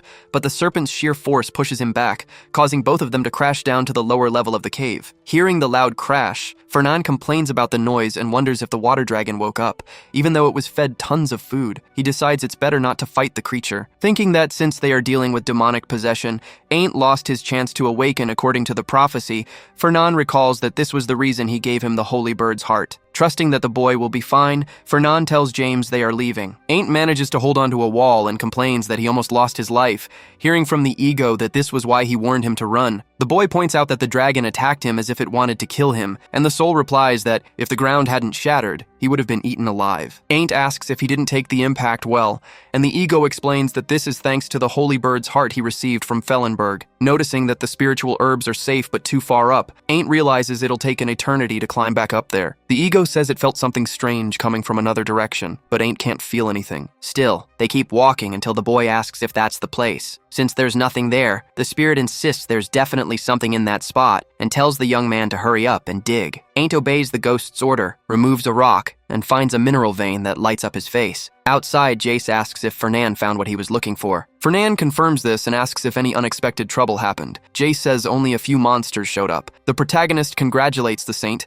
says they'll make a written contract next time, and says goodbye, hoping to see him again. Shortly after, Fernan reflects that he managed to get mithril, and now he needs the right ore to combine with it. He reasons that mithril has excellent mana absorption, but doesn't glow on its own, needing another high-level metal to reveal its potential. The best element for this fusion would be adamant, the hardest metal of all, but it's even rarer than mithril, and Fernan doesn't have the money to buy it. Suddenly, a distant voice calls for help. While Fernan is still thinking about adamant, an elf child runs right below him, crying out for an instructor's help against some wolves. She asks if she'll keep being ignored, and Fernan decides he has to help, though he wonders why an elf would be in danger in these lands. Hearing this, the girl jumps toward the tree. Fernan comments that dealing with elves is kind of annoying, while the girl casts wind magic that wipes out everything in front of her. She asks if he's happy now, and the protagonist asks if she came there with an ulterior motive. The elf claims it's just a coincidence, but the protagonist tells her to go on her way. She then changes her story and admits she came with a purpose, making Fernan ask if her goal is to build connections with a prince's elector. The girl introduces herself as Arya Friedian,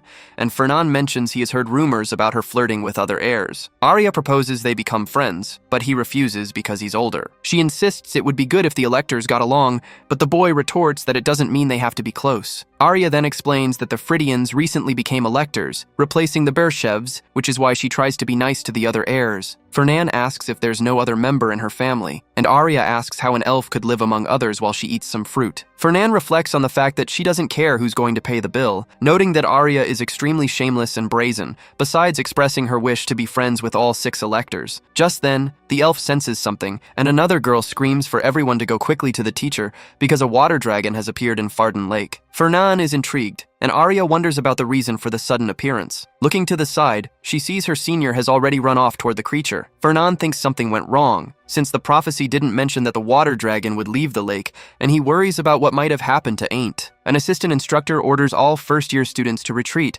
while the other teachers protect them. Meanwhile, the ego explains to Ain't that the dragon appeared because he took the spiritual herb, advising the boy to leave the situation to the teacher and run away. Ain't agrees and decides to be careful not to attract attention, but the dragon appears right behind him. When Ain't turns around, Fernan appears to protect him with his staff, casting a huge magic circle in front of him. He launches stone spikes at the dragon using his skill. Seeing the creature resist, Fernan gauges that the opponent might be too strong. However, Professor Grad appears, praising his student for holding the front line, and takes over the fight, charging forward along with 2 other assistant mages. The creature turns to flee. Seeing this, Fernan thinks the situation is strange. He wonders if his interference changed the prophecy a bit, since he is the one destined to save humanity anyway. Since he hasn't recovered his investment yet and would go broke if he lost his life, he asks if Ain't is okay, but he immediately notices a look of admiration on the boy's face. Ain't thanks him, saying his senior came to save him. Fernan replies that protecting a student is part of his job. He adds that the boy's well-being is all that matters for him to keep doing his duty. Next, Ain't asks if they can talk alone for a second, mentioning it is a bit embarrassing, and Fernan tells him to go ahead. They walk to a quiet spot, and once Fernan makes sure no one is around, he tells him he can speak. Ain't asks if the Merchant Guild also buys ores. Fernan confirms this, but wants to know if the boy wants to buy something. Then he corrects himself, saying no, because the boy has no money. Right after, Ain't agrees he can't argue with that. Fernan reflects that the tease just slipped out. Because he was always gentle with him, he forgot the boy would purge him in the future, so there is no benefit in provoking him. He then apologizes in case he hurt Ain't's feelings, claiming it wasn't intentional, and the boy replies he knew it was just a joke. Fernan asks what he has to sell, and Ain't shows an adamant stone in his hand. Fernan realizes he was just stressing the boy out to get his hands on that, but the kid showed the adamant right away. He thinks this kind of luck is typical of a protagonist and decides he needs to stay calm. Fernan asks if Ain't is trying to sell the ore to him, pointing out that adamant isn't easy to find, and asks where it came from. Ain't prefers not to reveal the source, but promises he didn't get it through bad means, explaining he got a large amount and his storage space is full. Fernan deduces the ore must have come from the cave, surprised that he got adamant instead of mithril. He wonders what kind of cave has both. Ain't says that if his senior is interested, he has a few conditions. At that moment, the ego screams for Ain't to be careful, warning that the Fellenbergs are cunning, and that he must deny everything if they try to negotiate. Ain't finishes explaining his terms, and Fernan agrees to buy under those conditions, but asks why the boy is selling it to him. Ain't explains he wants to get rid of the ore quickly, because it is rare in the world, and would make him a target for everyone, since the Armain family isn't strong enough to protect him. Fernan asks if if he himself would be strong enough, suggesting the possibility of taking Ain't's life and keeping the adamant for himself. The boy jokes that his senior gave him the heart of a holy bird and fought the dragon to save him. Fernan reflects that the protagonist really trusts him and that he gained a lot of points by saving him. He agrees he has a lot to worry about, and Ain't says he knows that. Fernan repeats that he was the one who saved him from the water dragon and warns that if the boy ever tries to turn him into a beggar, he should remember that day and how he risked his own life. Ain't replies he will definitely remember. Definitely. Fernan turns away, saying he will prepare the contract to contact him again, leaving Ain't wondering what he meant, while the ego comments that the senior went crazy upon seeing the adamant. Back home, Hyde announces he has returned after spending some time away from the ducal estate and asks if anything happened in his absence. Fernan asks if he is finally back, which surprises Hyde, because the young man is sitting on a throne made of adamant and mithril. Hyde asks where he got that, and Fernan replies he bought and mined it. The secretary comments that even with money, these materials are impossible to get, and if they sell them, the guild will exceed its goal for the year. However, Fernan warns he won't sell them. Hyde asks what he plans to do. Fernan moves his glass and reveals he is going to sell a colossal ego golem that moves and lives on its own. He argues that knights have their loyal steeds and elves have spirits for company, but merchants have nothing like that, asking why they should be the only lonely ones. That is why he decided to fix this absurdity by creating the creature. Finally, Hyde replies that golems require advanced magic technology and astronomical funds, being something only the wealthy can dream of. Considering the upcoming war with the demons, Fernan thinks that the golem will serve as a solid and reliable bodyguard to protect him during that terrible era. Hyde doesn't understand why a merchant needs a golem, but he decides to stay quiet since his young master is in a good mood. Then Hyde asks about the creature's size, and Fernan replies that the colossal ego golem will be 10 meters tall. He comments on how cool it will be, but suddenly gets a severe headache. Fernan realizes it is another damn prophecy. Seeing this, Hyde leads his young master to rest and orders him to bite down on a thermometer. Fernan argues that he isn't sick, but his servant asks how many times he has screamed in sudden pain already. Hyde tells him to hang in there while he checks his temperature, since this must be a side effect of getting struck by lightning. In his thoughts, Fernan reflects on the new prophecy, where a demon contractor attacks Ain't at the yacht club. This club is one of the Academy's social groups restricted to nobles, and Fernan was also there to make connections. In fact, Fernan himself suggested holding a simple tea party on a luxury yacht at sea. However, the timing was too convenient when a monster appeared, and the contractor, who was a member of his own company, snuck onto the yacht. Fernan wonders if Fellenberg is involved in this. He ponders that there is a traitor among humanity, and this traitor seems more incompetent than expected. Fernan also wonders why so many people are looking for his adamant, but he isn't surprised that Ain't will bring his ruin, since anyone would think he made a demonic contract in that situation. At that moment, Hyde panics when he checks Fernan's temperature and places an ice bag on his head. The servant warns that the young duke's fever is too high and that he must call a doctor immediately. He mentions there is a guest at the company, suggesting they send him away, but Fernan decides to meet the visitor anyway because he smells money. When he arrives, Fernan meets Professor Grad. He asks if the professor wants to sell the sea dragon corpse that appeared during the exam, and Grad confirms it. Grad explains that everyone said Fellenberg would make a low offer, but he didn't believe them. Fernan thinks Grad is useful in many ways, and asks if it is alright for a professor to approach a student like this. Grad asks who would be crazy enough to go against a Fellenberg,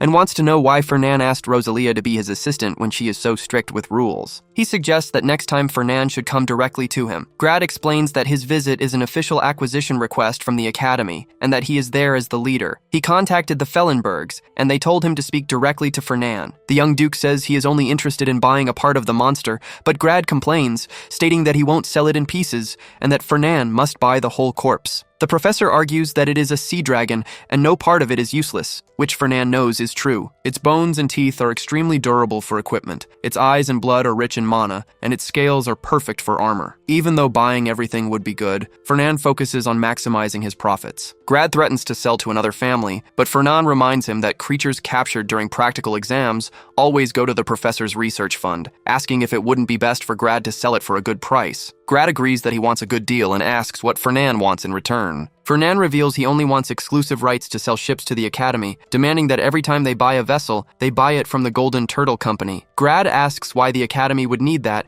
and if that is really all he wants, and Fernan absolutely confirms it. In his mind, Fernan knows there is no immediate need, but after the incident in the prophecy, the Academy will realize the importance of naval combat. They will try to prevent their ships from getting damaged and face massive repair costs, which will make this deal highly lucrative. Meanwhile, at a bookstore, a girl asks for a basic cookbook. She explains that she searched the cooking section and couldn't find it. The librarian replies that the book was probably sold, but offers to check the backroom stock. He opens the back door and starts searching through some books, when suddenly, a demonic aura forms behind his back as he begins to write a report. The reports confirm that Ain't Armian never met Varen Kalbunder, even though that was the original plan. Someone interfered along the way and completely erased their tracks, making identification impossible. Since the librarian doubts they can find him, the demonic creature suggests trying other methods. However, the man orders him to forget about this search for now and focus on the next step. He finds it strange that the Academy didn't mention anything, since a fight with Kalbunder should have left some noticeable energy behind. The man wonders if the disappearance of the tracks was just a coincidence or the intentional work of a third party. The creature asks if anyone could know about their existence,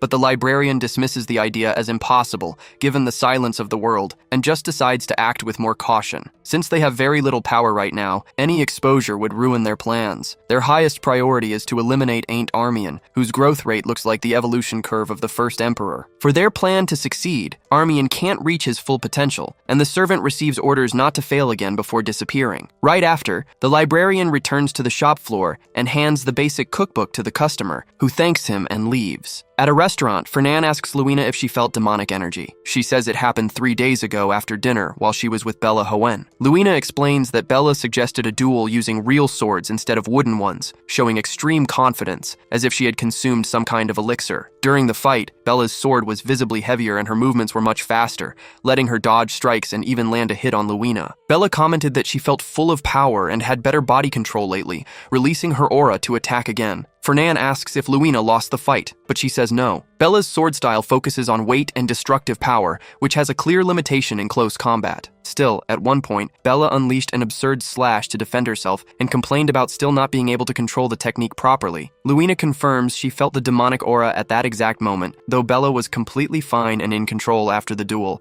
unlike Varen. Worried about her best friend, Luina asks for Fernand's help, and he promises to look into it his own way. Later, he analyzes Bella's routine and notices she has no suspicious contacts, traumas, or emotional vulnerabilities that would explain demonic energy entering her heart. If Luina told the truth and Bella has demonic power, there was only one thing in common between her and Varen. Neither of them had made a contract. Thinking if the energy could be used without them noticing and without a pact, Fernan considers the possibility that Luina made a mistake, and it is not demonic energy. Suddenly, he gets an extremely sharp headache and sees a blood-red sky filled with heavy demonic energy. In this vision, he sees Ain't with a worried face. The scene felt familiar, and his ego said everyone was acting strange. The demonic energy had appeared alongside Andromalius, who was close to awakening. That vision was no different from hell, making Fernan wonder if that was the moment before Andromalius descended. His ego claims it was demonic energy and everyone was infected, but they needed to find out what was happening. Following Gardner's tips, Ain't injected mana into the students' bodies. His ego explains they had been infecting the students for a long time during their daily lives. No one noticed because it was done over a long period, and most of the energy was wasted. Fernan reflects that he needed some kind of vessel to blow that thing up. Since they needed to be amplifying the mana,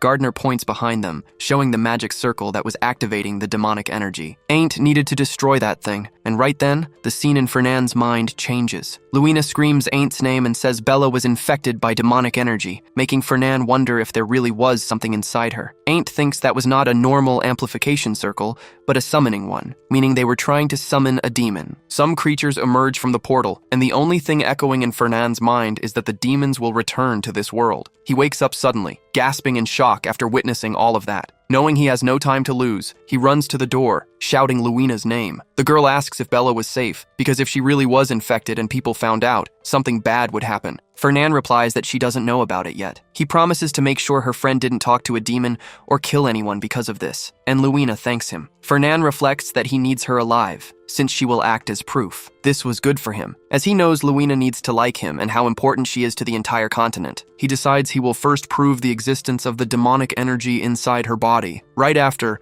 Bella appears and asks if Luina waited long, since class had just ended. Luina says no and tells her they were just waiting. Fernan interrupts the conversation by touching Bella's forehead. He states there are demons inside her head, so they need to kill them. He orders her to do whatever he says from now on, but Bella refuses and asks if he lost his mind. Fernan warns her it's not a joke. Even if she doesn't know about the energy in her body, she will lose her mind over time, and the executioners will show up. Bella asks if she is being threatened. Fernan says no and claims he is only telling the truth, but the girl insists she is perfectly fine. Luina then grabs Bella's arm, begging her to do what Fernan asks. Bella agrees only because of her friend's request, while Fernan reflects that he would have knocked her out if she had refused. The girl agrees to do whatever he commands, but in return, she demands that he apologize to both of them if it's proven she has no demonic energy. Fernan asks why Luina is included in the apology, and Bella answers it's because he manipulated little Luina. The protagonist accepts the condition and tells her she must take him to the places she usually visits, because he needs to know if she had contact with demonic energy. Luina asks if they hadn't already checked those places, but Fernan whispers to her that she isn't helping right now. Thinking that he found nothing suspicious on his own, Fernan goes to a location but gets no results. In the training hall, he complains that it was a pathetic place. Every place they visited, from the dormitory to the cafeteria, seemed completely normal. Finally, at the librarian confirms she really was there that day. Luina mentions that Bella loves romance books. Fernan thinks that is a common hobby, reflecting that it would probably be stranger if he could find the traces so easily. Although there's some trace there, it doesn't seem to be the right place, making Fernan wonder if it could be a specific object. Right then, the librarian says it's good to meet Fernan. The boy asks how the man knows him,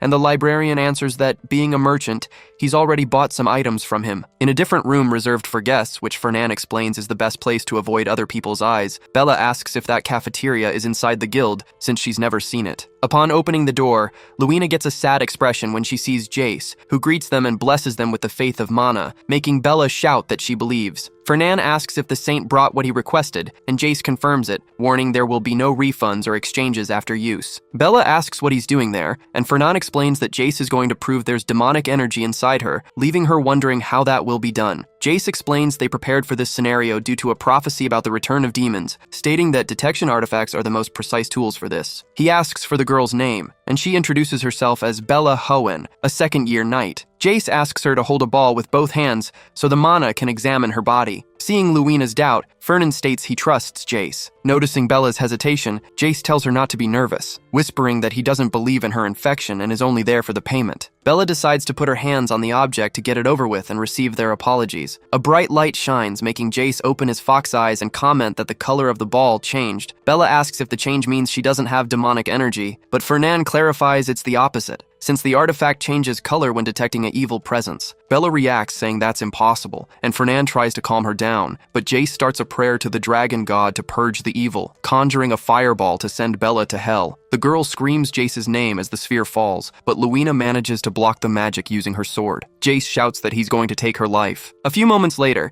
Jace summarizes that the academy students are being infected by the energy, and wants to know if Bella really didn't encounter a demon. Fernan replies that he watched her over the last few days and saw nothing suspicious. Jace comments it would be horrible if he were right and suggests asking for help, but Fernan refuses, explaining the demons would hide if the situation became public. He asks Jace to listen carefully, because the demons can't know they have knowledge of this. Fernan reveals he has a plan to eliminate them all in an ambush if he gets help, and Jace agrees, asking for instructions. Fernan then asks if Jace can make the demonic energy disappear from Bella's body. The saint asks the girl to give him her hand, but Bella suspects another attempt on her life. He reassures her he will only purify the energy and won't do anything, but Bella shouts that he's a liar with crazy eyes showing her fear, which makes Luina shout for Fernan to step in. Fernan repeats that Bella isn't a bad person, and warns Jace that if he doesn't change that look, half of his work will get messed up. Jace analyzes the situation, changes his expression back to a sly fox look, and apologizes. He then asks Bella to give him her hand. He explains that his holy order eliminates all evil people and demons, but it doesn't hurt innocents and victims. Bella asks if this magic really purifies demonic energy. The saint confirms this, touching her hand. He promises he won't hurt her,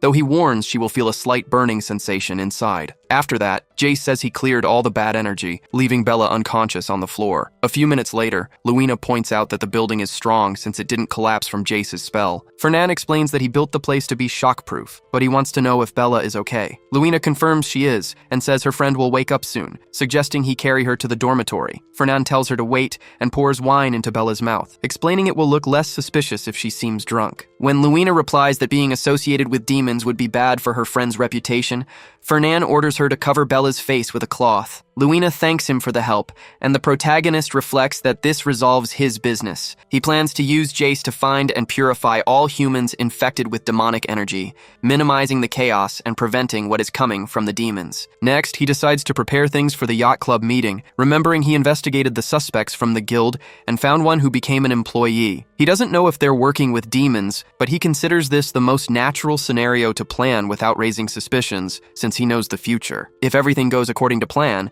Ain't should trust him completely and will soon consider him a friend. The next day, Fernan goes to the port with Hyde, smiling and saying it's time to do some fishing. The director says he heard from Professor Grad that Fernan wants exclusive rights to sell boats. The director accepts that they sold the Sea Dragon for a good price, but he considers the exclusive rights a bit much and asks about another condition. In exchange for securing the exclusive rights for the Academy for the next 20 years, Fernan offers the Sea Dragon materials for a reasonable price. He reflects that the carcasses of magical beasts are more valuable if left untouched, and though he wouldn't normally accept this, he decides to add the condition to the contract, thinking the boat business at the Academy will bring even greater benefits. Outside, Hyde congratulates Fernan, who dismisses the compliments since this isn't his first contract. Hyde asks why he insisted on the exclusive rights, which require family support and probably won't get the Duke's approval. Fernan replies that it's not for now, but he will have an opportunity soon. Hyde doubts it, and the protagonist asks about the yacht crew list. The secretary says he left it on the desk and reports there are no suspects. Fernan thinks this makes sense, as demons wouldn't be easily discovered. Since Ain't will handle everything this time, he isn't worried, unless the boat breaks. The protagonist of the prophecy will be on his side, and now it's time to check the results of his fishing. In the library, the ego gardener asks how Ain't is doing. The young man replies that he's fine, as the holy bird's magic was fully absorbed thanks to the spiritual herbs. Gardner says that's good,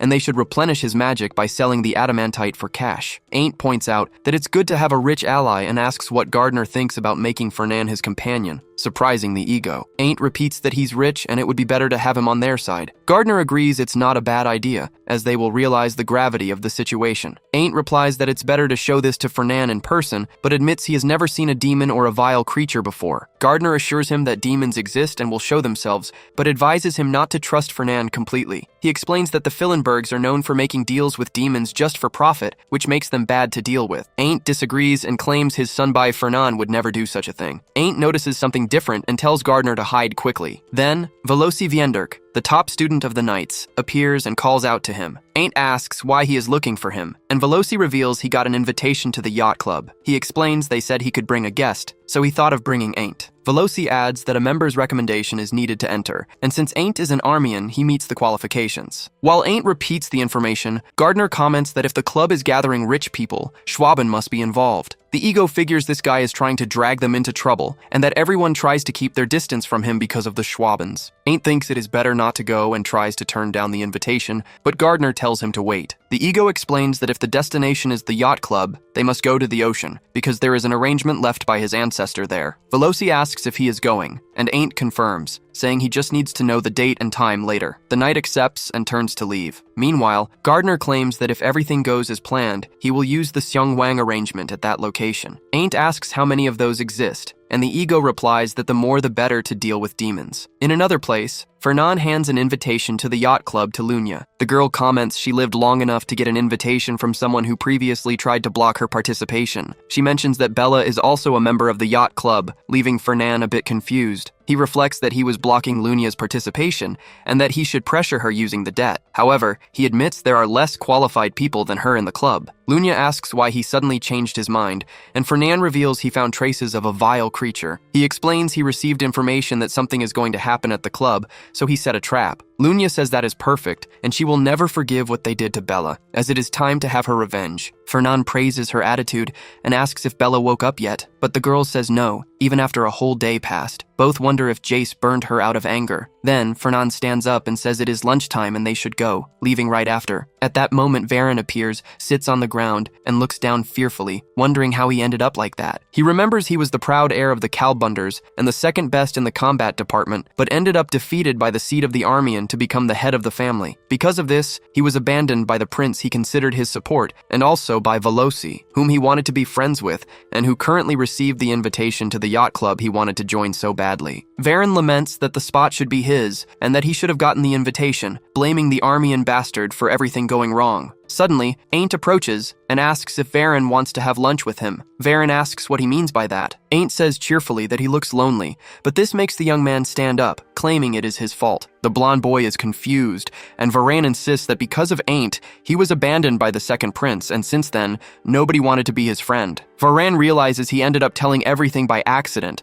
and knows the Schwabens and the Armians are on bad terms. So if Ain't realizes a Schwaben was supporting him, the blonde boy's life will get harder. Ain't asks if the second prince is his friend, and thinking it really is his fault, he apologizes and suggests again that they have lunch together. Varen is shocked and wonders how Ain't does not care and what he is plotting. The young man grabs his book from the bench and claims he would not do that even in his dreams, as this is not a Shounen where he becomes friends with his past enemy, asking not to be insulted anymore. In another corner, Gardner says he already knew this would happen, and points out that Kalbrudern might have lost to Ain't, but he is still skilled, so Ain't would have been defeated if not for his presence. The ego adds that the important thing is that Ain't does not have any talented friends. The young man argues back, saying it is not that he has no friends, but Gardner concludes the result is the same because of Schwaben, and that if he had friends, he would not be eating lunch alone. Ain't thinks it is not a bad idea for losers to band together and decides he should try to get closer to Kalbrudern for the future. However, he needs the sword if he is going to look for whatever the founding emperor left behind, but he does not know if he can take it to the club meeting. Gardner questions his doubt, and the young man explains that, although it is allowed, wearing a sword over a suit would look weird, asking next if he should put it in his pocket. Gardner says no, because that way he would not be able to know what is happening outside, right when they are about to meet Schwaben, the bloodline that betrayed the Armians and inherited the throne. Ain't asks how he should carry the sword in that case, and Gardner tells him not to worry. The ego explains that the mithril in the sword,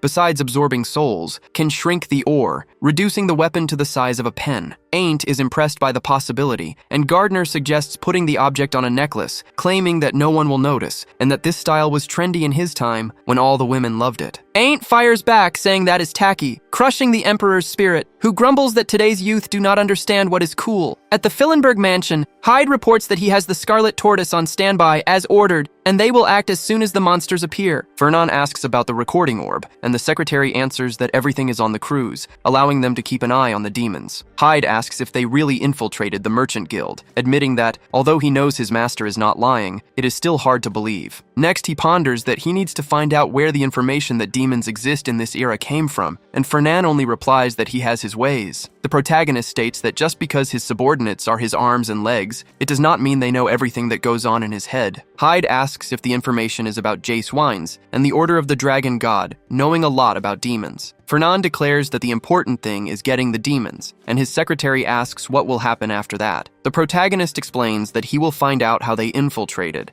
how they hid their identity, what their goal is, and who was behind everything with an even bigger army. Hyde asks what an Armian has to do with this whole situation. Fernan reveals that he gave him the heart of the sacred bird, and because of that, his ally needs to prove his worth, so he is trusting Armian tonight. Party time arrives, and Fernan comments that he made a mistake by not sending a dress or other clothes, as he did not think his partner would come in her school uniform. Luina asks if that is not allowed, and he calms her down, saying it is fine and that party clothes would be expensive anyway. She says she tried to buy a dress, but it was not to her taste, and points out that at least she wore a mask. Fernan reaches out his hand, warning that they are going in, and Luina wonders if they really need to hold hands. The young man claims that, as her partner, he needs to escort her according to the rules, though he admits in his thoughts that these rules do not exist. He knows he needs to keep her within a certain radius to ensure his own survival, and since he has already invested a lot and they are now very close, he needs to show off this friendship so others do not try to take her away from him. A servant announces that the cruise will set sail soon, and the anchors are pulled, making the boat move forward into the high seas. Luina asks if Bella is also going to help this time, and Fernan confirms, explaining that she is full of resentment against the demons. He adds that Bella got even angrier at Jace when she woke up, but he helped direct that anger toward the demons instead. Luina notices something out of the corner of her eye, and Fernan comments that it is interesting, as perhaps everyone there was waiting for that meeting between Schwaben and Armian. Gardner points out that Ludger Schwaben was the man who stole the position of emperor without even being grateful, to which the prince reacts about his identity, and the ego orders him to make him kneel. Ain't bows to greet the prince, which makes the sword spirit even angrier. The spirit wonders how an Armian can bow to that bastard,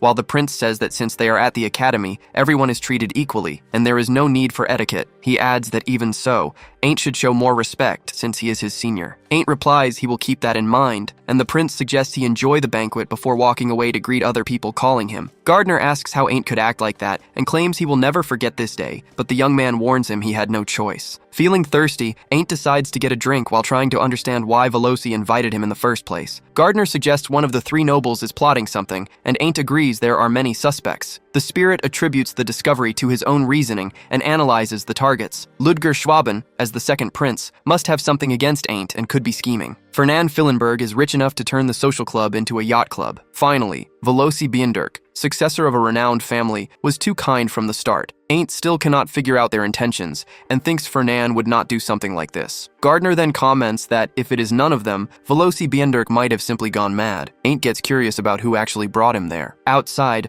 Ludger reveals he was the one who planned everything, thinking Veloci would invite Ain't if he got an extra invitation, since they could not avoid him forever. Fernand thinks this is not Ludger's only motive, guessing the prince wanted to assert his superiority as a senior, though he cannot brag in front of the descendant of the founding emperor. Ludger comments that he found Ain't very docile and boring, and then asks Fernand why he brought Luina Berchef. Fernand explains she meets the grade and housework requirements, but Ludger reminds him he has been blocking her entry anyway. The prince notes how close the two have been since the start of the year and asks if Fernand likes her, receiving only a question back as an answer before Fernand leaves. Back in the hall, Luina focuses on her goal of capturing demons instead of socializing and looks for Fernand. At that moment, Ain't calls out to her to ask how she has been and says it is good to see her there. Luina says it has been a while and remembers him, but Ain't clarifies he is not the Armian. Luina asks for Fernand's whereabouts, who appears from behind explaining he just went to get some fresh air. Ain't greets him, and the protagonist comments he did not know the two were friends, but Luina clarifies they only met once and are not friends. Fernand pretends to understand, but feels disappointed to see that events are following the prophecy because he did not intervene. He reassures himself because he invested in his friendship with Luina and says he needs to talk to her. Ain't leaves, and Fernand tells him to enjoy the banquet. As Fernand and Luina walk away talking, Ain't comments that the two seem close, probably because they are class partners. Gardner teases that Ain't got all dressed up because he is in love with that girl. In another corner, Fernand tells Luina the demons are not on the yacht for the banquet and that something is about to happen. He states that even if the yacht sinks, the focus must be on capturing the demons alive and preparing for the worst-case scenario. The students are already safe thanks to the preparations, but Fernand knows there are people in the academy collaborating with the demons and needs to find out who they are.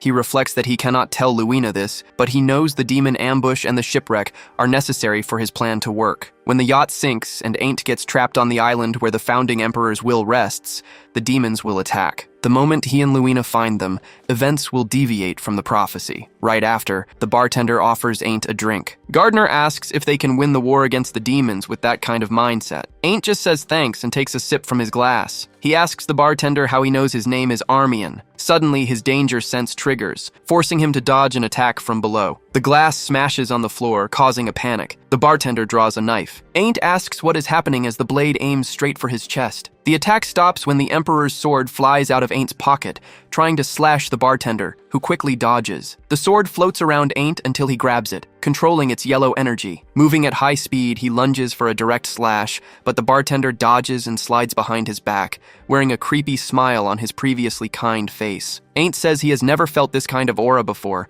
realizing it is demonic energy and his opponent is a demon. Gardner wonders how an employee from the Fillenberg Merchant Guild could be a demon, while Ain't gets ready to fight. Right then, the boat starts to tilt, and the sea gets rougher. Ain't turns around and sees a dozen monsters known as sea worms. The students scream that they are disgusting and ask why there are so many of them as the creatures start pouring inside. A girl yells at everyone to fight instead of just watching, warning them not to use fire magic because some students are setting the ship on fire. Meanwhile, Ain't dodges the bartender and steps on the edge of a boat when a sea worm rises behind him. The demon bartender glares in anger and charges, but Ain't swings his sword and cuts down the sea worm. The bartender looks around, but Ain't appears behind him and strikes with his aura-infused sword. Gardner realizes the opponent is a professional assassin and too strong for him right now, so he screams to throw him into the sea. The bartender gets thrown right into the sea worms. Ain't watches in silence and says the enemy is probably dead, which Gardner confirms. Ain't asks what is going on, and the sword spirit replies that the demons are after him and are finally making their move. Next, Ain't feels a heavy pressure. The club members notice it is a sea serpent and prepare for battle. Gardner says the demons really want Ain't dead. Ain't replies that he needs to deal with the monster first, or the ship will sink. Suddenly, the bartender attacks Ain't from behind, causing a huge explosion on the deck. Ain't looks back and says he thought his opponent was already dead. The sea serpent prepares to attack Ain't, who is shocked and frozen. Gardner tells him to pull himself together as the boy starts falling to the ground. The monster moves again, and a man shouts for everyone to get out of the way,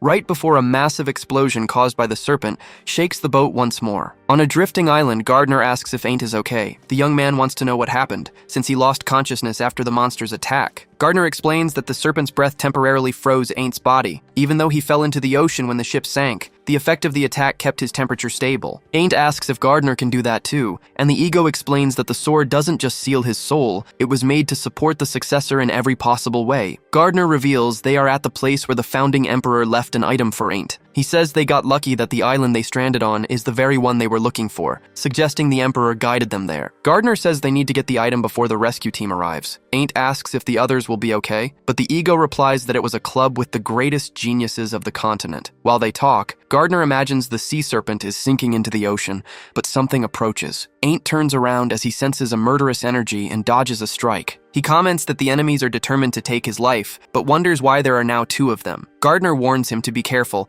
because the opponents won't be easy. Ain't exchanges rapid blade strikes with one of them. The new opponent lunges from the side, but the young man defends himself and slashes the enemy's arm. Right after, the female opponent moves her hand and grabs Ain't's neck, while the short-haired barista attacks from above, causing a massive explosion on the ground. Ain't retreats to dodge, but notices he took a major wound on his shoulder and that the dagger was poisoned. Gardner tells Ain't not to panic, and to use his aura to neutralize the poison, reminding him that he's an Armian and wouldn't die to mere demons. However, as he tries to use his aura, Ain't begins to lose his energy and consciousness. The barista charges to deliver the final blow, but two dirt tornadoes form in front of him. Ain't turns around to see who his savior is and spots a figure with a red staff emerging from the smoke. Fernand smiles in front of him and levitates both demons with his earth magic. Lunia takes the opportunity, leaps from the ground with sword in hand, and delivers a clean slash that hits both enemies. Thick smoke fills the area as Lunia lands safely, but the two demons try to charge once more. Lunia strikes her opponents once more, but one of the demons manages to slip past her side and charges toward Ain't. The demon, growling in anger, leaps with its claws toward the boy, who can't move because of the poison. Fernand intervenes and hits the creature with stone spikes, then asks if Ain't is okay because he looks exhausted. Ain't confirms it and mentions the poisoning, making Fernand hand him the antidote and promise to speed up the process. Lunia approaches, asking if Ain't recovered, and Fernand comments that he captured the opponent she let escape. Lunia fires back, saying she didn't lose him, but let him go on purpose to keep things interesting, while Fernand teases her about her performance. When asked if the enemy died, Lunia explains that he only passed out, since the goal was to capture them alive. Fernand celebrates the capture of the demons, leaving Ain't wondering if the two of them already knew they existed. Fernand reveals that he investigated the background of all the guild staff without finding any suspects, concluding that the demons caused their own downfall. He grabs the barista's collar, demanding to know who he is and why he infiltrated the merchant guild, but the demon's body begins to cover in bubbles. Ain't warns that it's a self-destruction spell and tells them to back off. Lunia screams for Fernand right as a massive explosion occurs, and Ain't shields himself from the smoke with his arm. Fernand protects everyone with a magic barrier, and Lunia asks if he predicted the self-destruction. He denies it, admitting he just lowered his guard and that it would be foolish to die from a trick after seeing the prophecy, but he thanks her for her concern. Lunia brushes it off, saying it would be bad for her lessons if her partner got hurt, and points out they forgot about Bella, making Ain't curious about another person's presence. Fernand calls out to Bella, telling her the area is safe, and Lunia shouts for her to show up. Fernand asks if Bella recorded the images of the demons, and Lunia confirms they now have proof. Bella complains about not participating in the fight to get revenge, but Fernand reminds her that her aura is still burned and says he brought her for reasons beyond journalism. Suddenly, a loud noise echoes, and Lunia realizes the sound came from the ocean. Ain't identifies the sound as the sea serpent's cry. Fernand decides that Lunia must face the creature for now, while he takes Ain't to a safe place before returning. Bella questions if it's safe to let Fernand go, and if he isn't going to run away, but Lunia guarantees he wouldn't do that and will return. During the journey, Fernand secretly plans to take Ain't close to where the founding emperor's item is. Ain't asks to be put down,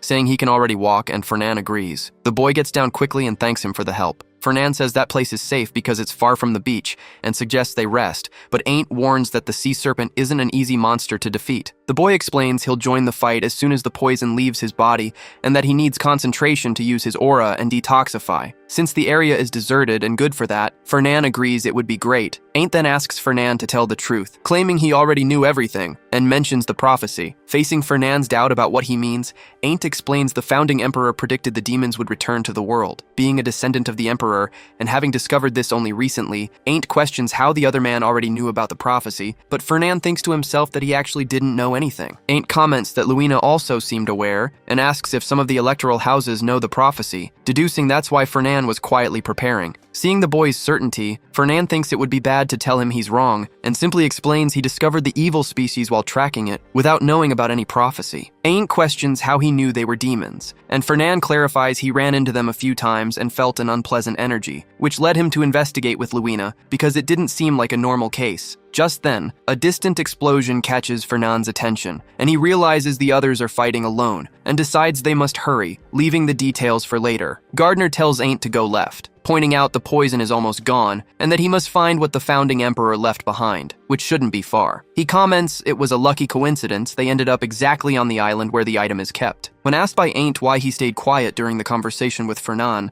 Gardner explains he was just watching, because he thought Fernan would try something, but he was surprised to learn he was already hunting the demons earlier than expected. The ego adds that Fernan is very strong and made the fight against the demons easier, which makes Ain't agree and reflect on the huge power difference between them, thinking that having allies like Fernan or Luina would make the battle much easier. Gardner ponders that, although Berchef is trustworthy, Ain't shouldn't trust Fillenberg due to the past when they sold things to the demons. Ain't argues that happened 1,000 years ago, and they ended up fighting alongside humans, becoming an electoral house, so there's no reason to bring up the past. Gardner taps the boy on the head, saying he's only warning him so he doesn't become dead weight if he really wants to make them allies since the others are much stronger. When they reach the designated spot, Ain't asks if that's it, and Gardner confirms the miracle medicine that will make him stronger is inside the tree, ordering him to stab it. A glow begins to emanate from the tree, and Gardner explains that potion was made by the founding emperor himself and will change the boy completely once he drinks it. Meanwhile, at the edge of the island, an explosion occurs. Fernan uses his staff to levitate rocks and hurls them rapidly at the sea serpent, hitting the monster, and then begins to cast a runic spell, summoning a magic circle above his head. Several rocks crash to the ground as Bella dashes toward the sea serpent and slashes it. Luina also charges in, her blade glowing with a blue aura,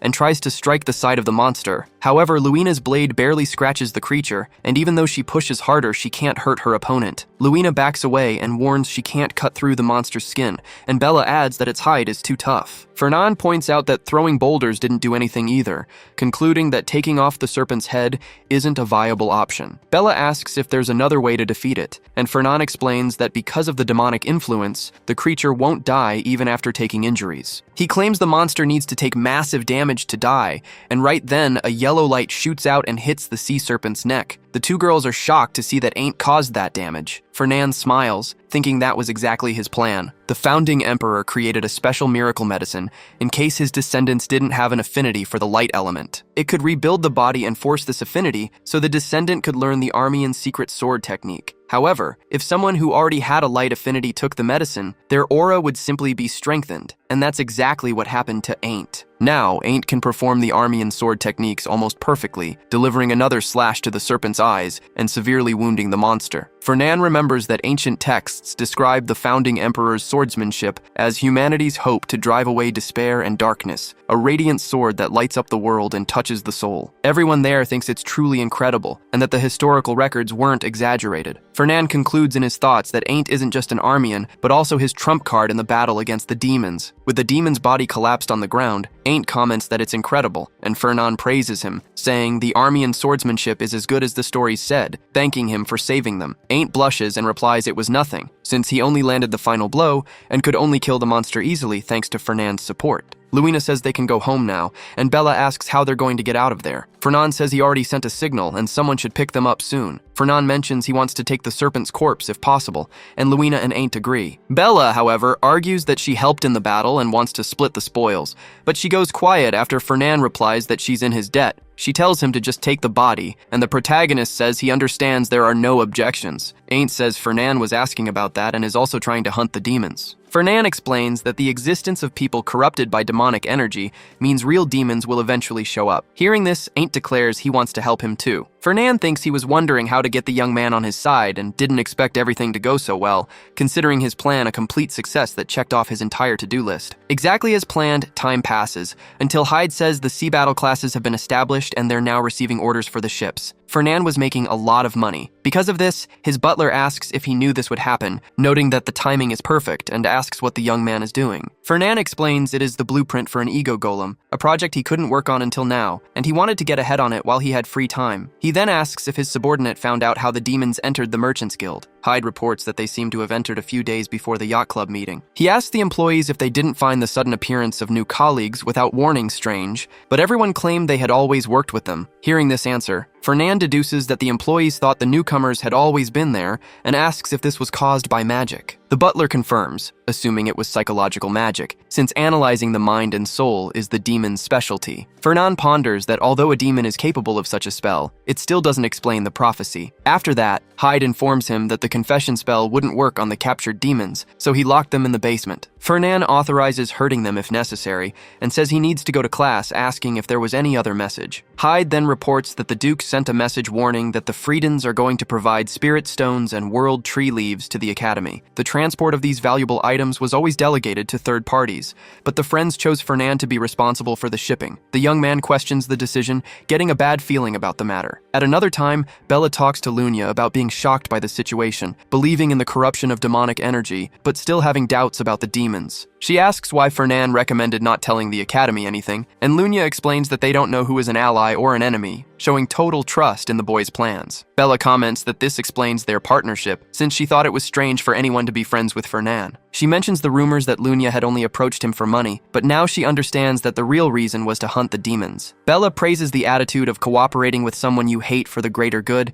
considering it worthy of a knight, while Lunya thinks the girl is a bit strange. Downstairs, Ain't walks by and Gardner notices he seems to be in a good mood. The young man replies that he feels less weight on his shoulders, because before he was very worried about how to fight the demons, but now he can simply talk to Fernan and also see Lunya more often. Gardner counters by saying that isn't relevant, and reminds him that the newly rich guy warned about people who are already corrupted, including the human named Bella. He reinforces that contaminated humans will eventually turn into demons, and that they need to gather as many allies as possible to prevent this from happening. Ain't agrees and reveals he was just on his way to meet the recommended ally. Gardner praises his good eye for people as Ain't spots Varen up ahead and greets him. Varen asks Ain't not to act friendly and to keep walking, since he is there to meet someone else. Ain't reveals that Varen is exactly who he was looking for, sent by Fernan, which leaves the boy surprised. Getting straight to the point, Ain't explains that he is helping Fernan fight the demons and that he guaranteed Varen would be of great help because he is very skilled. Offended, Varen questions the praise, thinking the man who defeated him is mocking him, and states he won't help even if he loses his life. Ain't already expected this rejection, remembering his previous conversation with Fernan. On that occasion, Fernan explained that he ended up becoming friends with Varen and that it would be good to have someone from the same year helping. He instructed Ain't not to worry if Varen refused and revealed the secret that should be used to blackmail him. Facing this, Ain't reveals to Varen that he knows he was actually a demon a very short time ago. Varen wants to know when the transformation happened and if it was during the exams. He gets shocked when he realizes it was on the day he lost for the second time. Ain't explains that the boy fainted during the battle, and according to what he heard, that was when he transformed. He mentions things would have been really bad without Fernan's intervention, and points out that Varen can't remember what happened that day. Ain't adds that, according to Fernan, Varen was just being used by the demon. At that moment, Varen tells him to shut up and keep quiet so no one hears, asking what he wants. Ain't replies that this time, he just wants them to have lunch together. In another corner, Varen questions Fernan about what happened. He reminds him that he promised not to tell anyone, but ended up revealing the secret to his arch-enemy, Ain't. Fernan, noticing the boy's state, thinks he already knew he would come to talk about this, but didn't expect him to cry. He denies doing it to hand him over to the judges and asks what Ain't did, wanting to know if he blackmailed him for money. Varen replies that would have been better, because he had to go through the humiliation of having lunch with him, and asks what he'll do if everyone thinks they're friends. Fernan wonders if that is a reason to cry. He says he thought he was smart, but realizes he still hasn't understood why he was introduced to Ain't. Fernan explains that if Varen stays by the side of the one hunting the demons, maybe he can find the one who transformed him. He asks how long he's going to regret what happened. He comments that he thought Varen was a knight, but seems to have been mistaken. Hearing this, Varen realizes the real motive was to give him an opportunity for revenge. Fernand thinks he doesn't know when this opportunity will come, but there's a chance, since Aintz's main targets are the demons, and warns that he needs to go to class. Varen reflects on working with the enemy to defeat another opponent, and decides he'll cooperate with the army in order to eliminate the demons and get his revenge. As he walks away, Fernand wonders why everyone from the Knight Order is like this. Later, in the research class about monsters and other creatures, the teacher starts calling the students' names for attendance. Luina wonders where Fernand is, since today is a practical class, and questions if he's going to miss it, until the teacher calls his name. Fernand raises his hand, saying he's present. Luina asks why he took so long, reminding him that attendance counts toward the grade. Fernand apologizes, explaining he was talking to someone. The teacher notes everyone is present and says he's sure they already know today's topic, as it was mentioned in the last class, cooperation. The teacher explains that some monsters are so strong they can't be faced alone. Some have tough exteriors that make them hard to pierce with weapons, and others have high magic resistance that makes mages useless, which is why cooperation between mages and knights is important. Luina looks at the dummy the academy uses, commenting she had only heard about it. The teacher clarifies that these dummies have copies of certain monster characteristics, and although they don't move like the originals, they can make students fail if they're underestimated, starting the training. Later, the duo of Carrillo Deneve and Alia Torta finishes the test in almost 3 minutes, while Ludger and Alon finish in 2 minutes and 15 seconds. The teacher comments that high-level pairs really are different, and calls the next ones Fernand Fillenberg and Luina Birchev. The monster they're going to face is the Goliath, a creature that is about 3 meters tall on average, with a body covered in stones. Since the monster's resistance to both of them is high, the teacher tells them to think about its characteristics and weaknesses. Fernand says the weak point is the neck, and Luina proposes holding the monster still so he can attack the weak point. Fernand rejects the proposal, saying he'll hold the creature himself. Luina comments that the opponent is pretty fast despite being big, deciding to fight alongside him the moment the Goliath moves. The teacher wonders if they've already failed and if a Goliath is too much for second-year students, but Luina blocks the blow using a barrier combined with her sword, asking if the monster thought she'd just be bait. Fernand smiles and asks who said she would do that, explaining he meant holding the monster still as his magic circle already appears above them. Right after, dozens of stones fly toward the Goliath and slam it down. The students watch the scene in surprise, while Fernand says they just need to finish the creature off. The teacher notes that this method is very difficult because of the amount of mana required, but admits he succeeded, recording that Fernand Fillenberg and Luina Birchev finished in less than a minute. Seeing the result, Ludger complains about taking second place again. Fernand thinks he scored points with Luina, but notices with surprise that she does not look pleased at all. Outside, the girl says he was amazing, and that she feels like she is seeing a new side of him every time. Fernand asks if that was a compliment, and Luina says yes, pointing out they got first place thanks to him. The protagonist then asks about her downcast expression. Luina throws a tantrum and avoids talking, but Fernand insists. She explains it is nothing big, just her first time fighting a monster, so she wanted to battle a bit more. Fernand wonders if he should have given her more of a chance, thinking that since second place was 2 minutes and 15 seconds, maybe he should have dragged it out for 2 minutes. He reflects that even if you are kind 100 times, people only remember when you do badly. Luina says she was satisfied and tells him not to worry. Fernand mentions his house has some sweets and asks if she wants them. Luina declines, saying it is asking too much, though her expression shows otherwise. She then thanks him happily and says goodbye to head to her next class. Fernand gets nudged by Arya, who asks him to fetch her a coffee. The protagonist says if she has something to discuss, she should schedule an appointment, but Arya calls him cold and asks if he received his family's message. Fernand asks if the matter was about transporting the item, realizing she was the one who recommended him for the job. In a closed room, he asks if they are really delivering a branch of the world tree to the academy. Arya explains she chose Fernand because the weight of responsibility is different when it comes to the heir of the family. Fernand recognizes the value of the item. Knowing it is a sprout the world tree only creates every 100 years, filled with deep mana and the essence of the forests. He thinks the object constantly influences the surrounding area and wonders what kind of deal the elves have with the academy to deliver something so valuable, but figures she will not reveal that. Arya suggests they become friends so she can help him, but Fernand questions the proposal, reminding her there is no reason for the electoral houses to stay close. He asks if he will need to miss classes, and the girl says yes, explaining the academy will allow him to substitute practical classes with theory. The protagonist asks about the departure date, and Arya answers it will be in 2 weeks, at the end of the preparations. Fernand agrees and puts his cup on the table, concluding he just needs to reach the Frieden mansion.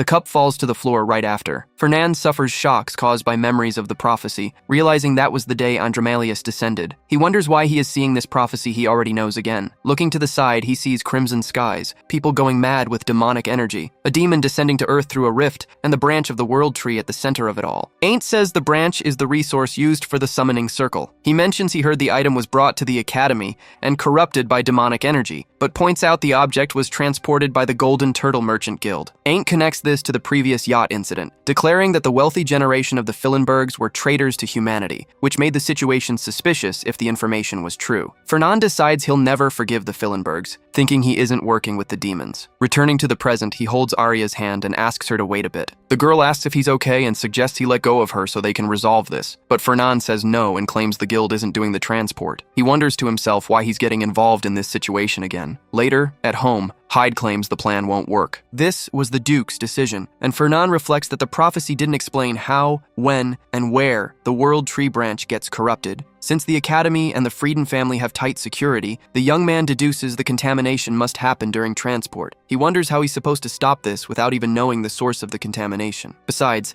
even if he manages to bring the branch back safely, it won't stop the descent of Andromalius, who will just use another vessel. Since it's a high-risk, low-success action that won't change the outcome, Fernan judges it's best not to intervene, even if there are losses. If they get involved, everyone will say the whole family works with the demons, and he admits he can't solve this alone. So, the young man orders them to bring the demon orb to show his father immediately at the main Fillenberg residence. When he presents the footage about the demons at the main residence, Fernand's father asks if it's real. The young man explains that the enemies infiltrated the guild as workers during the last yacht club meeting, and reveals they captured one of them alive to keep in the academy's storage. The father asks Hyde if the information is true, and the butler confirms it. The patriarch then points out there were demons infiltrated in the merchant guild, and asks why this wasn't reported before. Fernan takes the blame, saying he ordered silence to gather more evidence, but stresses that the situation is now urgent. The young man presents his theory that the demons plan to bring down their family. Bershev understands the situation, recognizing the yacht incident was the enemy's work, and that they are now after the World Tree branch to make the Fillenbergs look guilty. However, the father points out that the conclusion that the demons are trying to destroy their house might be just a coincidence. Fernan admits he thought so at first, thinking it was just bad luck because the Fillenbergs were hated by the Bershevs, and because the demons attacked Ain't during the yacht club meeting. However, he dismisses the coincidence theory. When his father asks why the demons would chase them instead of focusing on Armian, Fernan explains that, at the start of the war 1,000 years ago, humanity was at a disadvantage until the Fillenberg Patriarch allied with the founding emperor. The massive financial investment turned the tide, and the young man believes the demons fear this might happen again because they know how important money is in a conflict. That's why they set a trap to frame the Fillenbergs, showing that the family's fall wouldn't be a coincidence, but a plan to wipe them out completely from Kaimi. In another room, the librarian shuffles some books and comments on the sunken yacht and the fact that Ain't was taken to the deserted island where Fernan also was. The demon next to him confirms that Luina and Bella were also present, making the librarian deduce they became close after fighting together. The librarian asks if those four would really be able to defeat the sea serpent, and the demon suggests there was a gift from the founding emperor on the island, which was likely used by Armian to destroy the creature. The librarian then states that, since Armian couldn't die, they at least needed to make him suspicious of Fernan, but realizes the plan had the opposite effect. The demon guarantees they'll turn the situation around, and the librarian asks if he's talking about the plan involving the World Tree branch. The demon reports that Arya contacted Fernan, though there's still no confirmation that Fillenberg will participate in the transport. Hearing this, the librarian orders him to secure that participation. He argues that if Armian is the most lethal blade, Fernan is the gold that wraps that sword, making it essential to finish him off this time. At the academy, Fernan reflects that it didn't seem right to suddenly back out of the transport, so he requested to move the service up by a week. He knew the request was absurd and expected an angry refusal that would make it easy to pull out of the deal, but to his surprise, they accepted. Annoyed by the situation, he wonders if he's being manipulated by a demon. Hyde asks if this influence is real, and Fernan confirms it's likely. He feels frustrated and powerless because he can't stop the demon's actions, even though he holds the wealth of the empire and the power of the electoral houses. Despite this, he decides to face the situation head-on, stating he'll solve any problem that comes up. After he leaves and slams the door shut, his butler looks at the broken table and notes that the young master indeed seems shaken. 6 days later, the transport team departs from Frieden Mansion as planned. The group includes 10 carriages, 100 merchant guild guards, and 50 elves, all led by Fernan Fillenberg. He ponders that the branch of the world tree is hidden in the carriage in secret and protected by dozens of spells. Since only he and Arya can open the chest, he tries to understand how the item could be exposed to demonic energy and even suspects Arya, but he dismisses the idea because she is Aint's friend in the prophecy. During the journey, Arya asks about the travel time to the academy, and Fernan estimates it will take about a month, requiring them to cross 2 fiefdoms and board a ship. Arya then suggests joining the yacht club, but Fernan refuses. She questions the decision, pointing out her good grades and her family's high status, but he explains there are members in the electoral houses who dislike her for being the youngest. Arya gets angry at the refusal, mentioning he was the mediator when the Berchefs sold the Golden Bull, but Fernan stands his ground. Meanwhile, at the Fillenberg mansion, the head butler reports to Berchev that negotiations progressed well, thanks to the information sharing about demons done by Jace, which will guarantee help to eliminate the hidden threats. Berchev asks for news of Fernan, and the butler replies that the group departed that very day. The father acknowledges that the situation is a demon trap, but he feels there's no choice but to move forward. Although Fernan promised he would prepare everything, Berchev fears a failure could destroy the guild's reputation and cause the loss of his only son. He considers sending the Scarlet Turtle, but the butler advises against it, explaining that acting in silence prevents the demons from finding out their plans were exposed. Berchev agrees, but expresses intrigue over the fact that Fernan has such specific information about the future, almost as if he already lived through those events. He hopes to get answers when everything is over and questions why they didn't hire mercenaries to help. The butler reassures his master, stating that Fernan always exceeded expectations and will certainly do well this time, leaving them with nothing to do but trust and wait. Under the rain, Fernan warns the group that they can't go any further and need to camp there. Arya mentions there's something strange about the rain. When the protagonist asks her about it, she explains the spirits revealed that all other regions are sunny,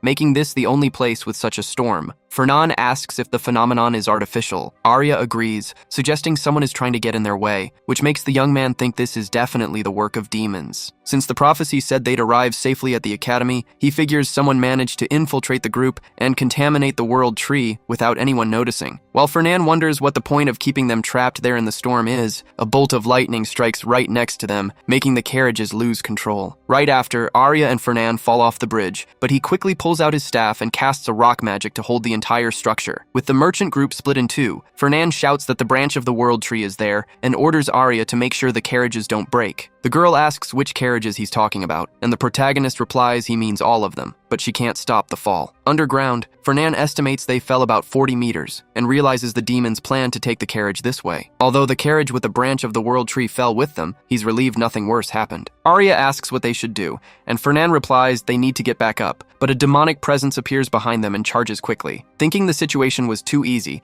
the protagonist blocks the enemy energy using a barrier. Arya asks what kind of sinister monster that is, and Fernan explains it's a gate, asking if she didn't learn about this at the academy. Arya confirms she studied the subject, remembering that gates aren't classified as normal monsters, but rather as creatures brought by demons that exude demonic energy. She asks how such creatures can exist in these times, since their presence confirms the existence of demons, which Fernan corroborates by saying the demons sent that being. Arya asks if they really exist and how her companion knows this, but he promises to explain later and orders her to take the carriages up while he handles the enemy. Arya says she can't do it, which makes Fernan furious. He shouts, demanding effort and reminding her that she couldn't talk back to a senior student in the past. The girl explains she can't go up because of the enemy, and Fernan notices a bark advancing toward them. A voice announces they will take care of it, making stones fly away as the smoke dissolves in the air. Hyde appears and asks if the young master is okay, receiving a compliment from Arya, who thinks he's very cool. The protagonist recalls that barks are described in textbooks as creatures with a metal-hard exterior, claws sharper than swords, and jaws capable of piercing anything. As a fourth-rank creature that easily defeats trolls and ogres, it's on a completely different level compared to the Sades. Because of this, Fernan wonders if they sent a whole bark to take the branch of the world tree,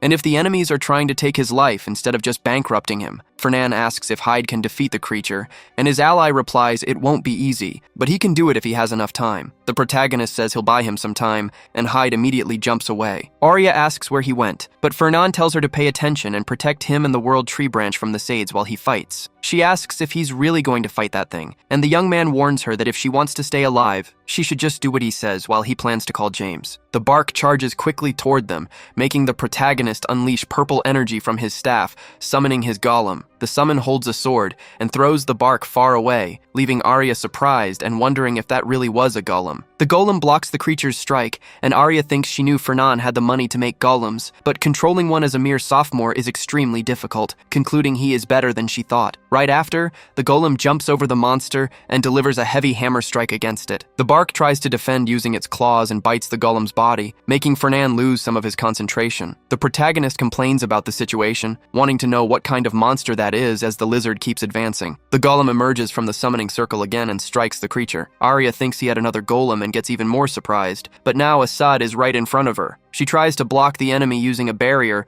but notices something approaching from behind. The sod is actually aiming for the world tree, making Arya turn around and tell the opponent to get its hands off it. However, she starts to desperately deny it, saying she can't do this and asking how much longer she has to maintain the barrier while attacking. Releasing even more magic power, she declares she can't take it anymore, stating she saved Fernand's life twice, and that he must reward her with an invitation to the yacht club, not just a thank you, asking if he is even listening to her. A mage becomes completely vulnerable while controlling a golem because they experience things through the summon instead of their own body. Because of this, Fernand feels clearly that he has no talent for swordsmanship and realizes how slow and weak a golem is against a monster with overwhelming power. The protagonist bleeds from the corner of his mouth and says, "This sucks," since that was already his third golem. He remembers he didn't need to concentrate this much when using them for mining, but controlling them in battle is much harder. Determined not to let them take his life, he summons another circle, thinking he only has 2 golems left, that he is almost out of mana, and that he must hold out until Hyde returns. The beast barely finishes chewing the first golem when the other one approaches,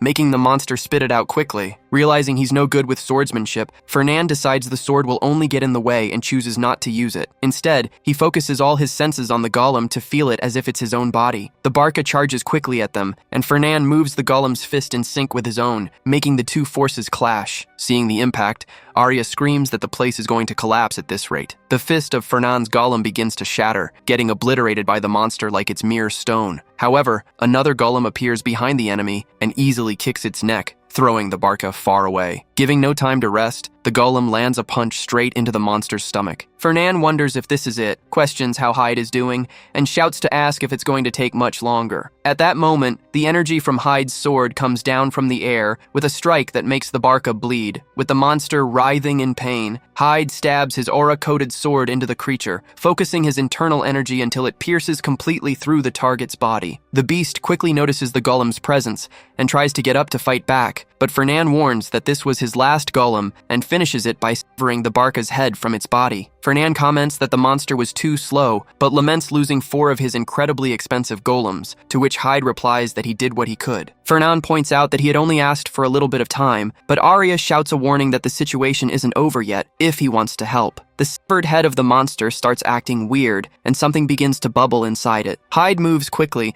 and warns the young master to watch out for whatever's coming out. A barrier protects everyone, and Hyde asks if the young master is all right. Fernand confirms, thinking that this was the same pattern as always. Hyde regrets that they lost all the evidence, but the protagonist replies that he recorded everything and must keep the record safe, as well as take some of the Barca carcasses. He explains that since it's a rare rank 4 monster, the materials should be quite useful, and then wonders about the state of the World Tree branch. Arya returns with good news, saying that the mother tree is safe and the chest is only slightly cracked thanks to the protective spells. Fernand asks about the situation, and Arya explains that everything else was destroyed by the explosion, but the world tree is fine, which is all that matters. Fernand decides to check if the artifact is truly undamaged. Arya says she can't tell with the naked eye if something got contaminated with demonic energy, and reveals that's why she requested the order to make that artifact, even though it was very expensive. She asks if Fernand also prepared something like that, and if he knew this would happen, but the protagonist replies that they will first check for contamination. He hopes everything is fine, but notices something.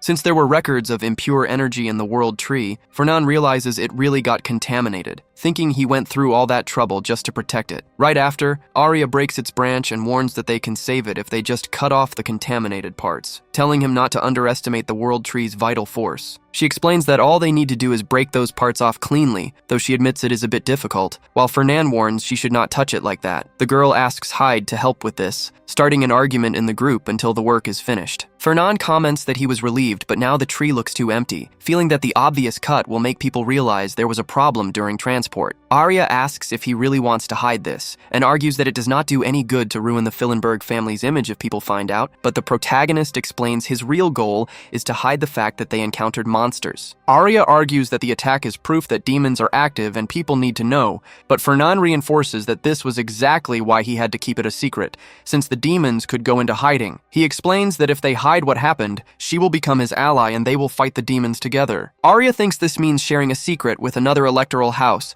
which will make them hang out a lot and get close, so she asks for proof of this alliance. She comments that her own tongue is quite loose, and she might end up talking too much about the incident. Fernan then decides to offer her a ticket to the yacht club, which makes the girls celebrate with a smile. The rest of the process was not difficult, as they replaced all the missing supplies and wagons, and also put people on standby to replace the injured. Thanks to the miracle medicine they gave the World Tree Branch, by the time they reached the academy, it looked the same as before they started the journey. After a month, the Fillenberg Merchant Guild arrived safely at their destination. This meant there was no negative impact on the guild's image, and they would not be suspected of working with demons. However, the price paid to keep the branch from getting contaminated during the trip was ridiculously high, making Fernan think about how he will end his enemies' lives. In another corner, the librarian reflects that one failure can be bad luck and the second a bad moment, but a third time means a lack of skill. He confronts the demon for not knowing where the World Tree Branch is, and the subordinate insists he definitely corrupted the branch. The librarian counters that if this were true, they would have found the object already, concluding that the demon failed. The creature apologizes, and the librarian begins to question how Fernan acted against the Barca. Upon hearing from the demon that the opponent had 5 golems, the librarian wonders if he knew about their plans, or if he was just meticulous and well-prepared, concluding that the failure occurred due to Fernan's overzealousness. Still, he does not intend to forgive him. The librarian thinks that bringing down Fernan's family would be enough, but the young man is interfering more than Ain't Armian, making him wish for his death. He reasons there is no need to rush, since there will be another opportunity, while revealing his demonic silhouette from under his book cover. Back at the academy, Jace welcomes Fernan and says that since the protagonist came to see him, even though he was tired, there must be an important reason to get straight to the point. Fernan reveals he encountered some demonic creatures on the way. Jace slams his hand on the table in anger, saying the demons no longer try to hide and dared to touch the Order's VIP client, but he backs off and calms down after Fernan threatens to send the repair bill if he breaks the place again. Fernan then explains they managed to defeat the creatures, but something of theirs ended up contaminated with demonic energy, and since he thought it was a waste to throw it away, he decided to ask Jace to purify the object. Fernan explains that the object was cut from the World Tree. Jace deduces that this was what the demonic creatures wanted, which the protagonist confirms, revealing that he had to use the artifact he received before. When asked if he can purify the item, Jace guarantees he can, reminding him that he already purified Bella easily with holy light. However, Fernan rejects this method because it's too effective, fearing the branch will end up burned, and demands an alternative to holy light. Jace suggests using holy water as the only option, though he doubts just one bottle will be enough, warning that the process will be expensive. Fernan questions if the method will actually work,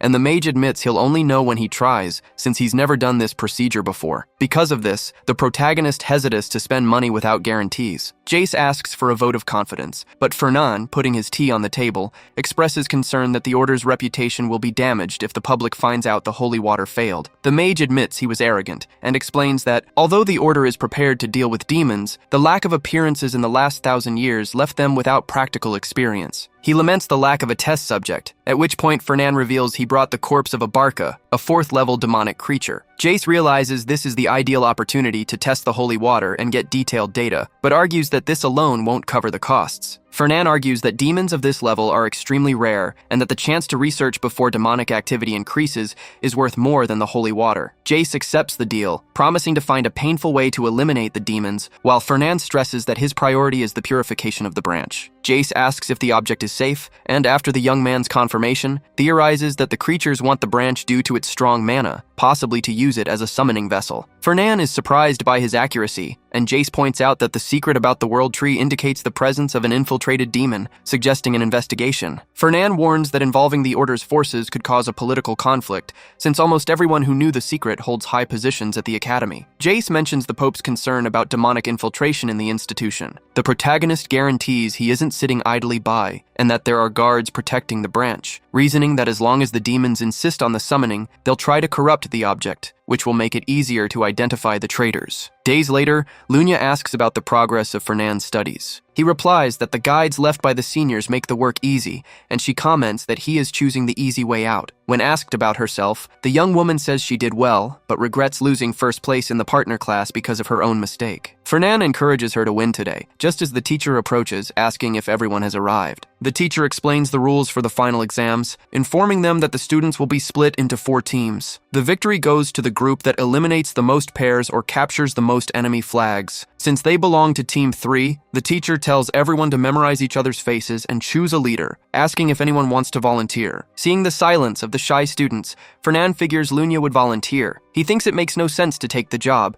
because he'd get all the insults and hate if they lose, so he prefers that Lunya leads. However, the teacher starts a vote. With the exception of Fernand, who points to Lunya, everyone else votes for him. Rosalia announces Fernand Fillenberg as the leader of Team 3. The protagonist tries to refuse, but his classmates insist and say they believe in him. Fernand questions the choice, reminding them that he doesn't have the best grades, but one of the guys argues that everyone knows how smart he is, and that his experience managing a guild makes him the most qualified. The protagonist suggests Lunya for the role, but she shows her support for her classmate's choice. Left with no choice, Fernand accepts the leadership, aiming to do his best to win, thinking this will make Lunya like him more. With his agreement, the students celebrate. In another area, Grad finds Fernand's leadership strange, mentioning that the young man usually avoids this kind of responsibility, and Rosalia explains that he was elected by the team members. When asked who will win the test, Grad bets on Team 1 because of Ludger Schwaben, who has military experience as a prince. The teacher thinks the other groups will probably team up to bring Team 1 down, which could cause a quick elimination. He analyzes that Team 2 has Carrillo, Team 3 has Fernand and Lunya, and Team 4 is full of talent, comparing the joint class to a 3-way war. Grad also comments on how close Lunya and Fernand have gotten lately, raising the possibility of a deal between the Fillenberg and Berchef families, who are trying to regain ground among the 7 electoral houses. Rosalia says she has no interest in family feuds and signals the start of the tests. In the combat area, a swordsman warns Ludger that patrols spotted members of other teams approaching, indicating an alliance against them. Ludger assumes the strategy was set up by Fernand. Seeing his classmates worry about being outnumbered, the prince reveals he already has a plan, since he made a deal beforehand with teams 2 and 4. He explains that Carrillo accepted the betrayal because he was bitter about losing first place to Fernand in the midterm exams, and Team 4 joined in once they heard about the partnership. Ludger orders his group to grab Team 4's flag immediately. Asked about breaking the alliance, the prince says only one team can win and everyone would betray each other anyway. He plans to eliminate Team 4 first, then use Carrillo's team against Team 3, confirming he already predicted Fernand's move to unite their opponents. In another area, Fernand watches everything through a telescope. He says the strongest warriors from Team 2 and Team 4 are heading toward Team 1. Luina asks why he sent the other group members back to the base. The protagonist explains that Team 1 isn't their target. He reveals that while Teams 2 and 4 fight Team 1, they'll infiltrate those opponents' bases to steal their flags. Luina asks if he plans to betray the allies who suggested the partnership, but Fernand replies that only the weakest members stayed behind to protect the bases, so just the 2 of them will be enough for the mission.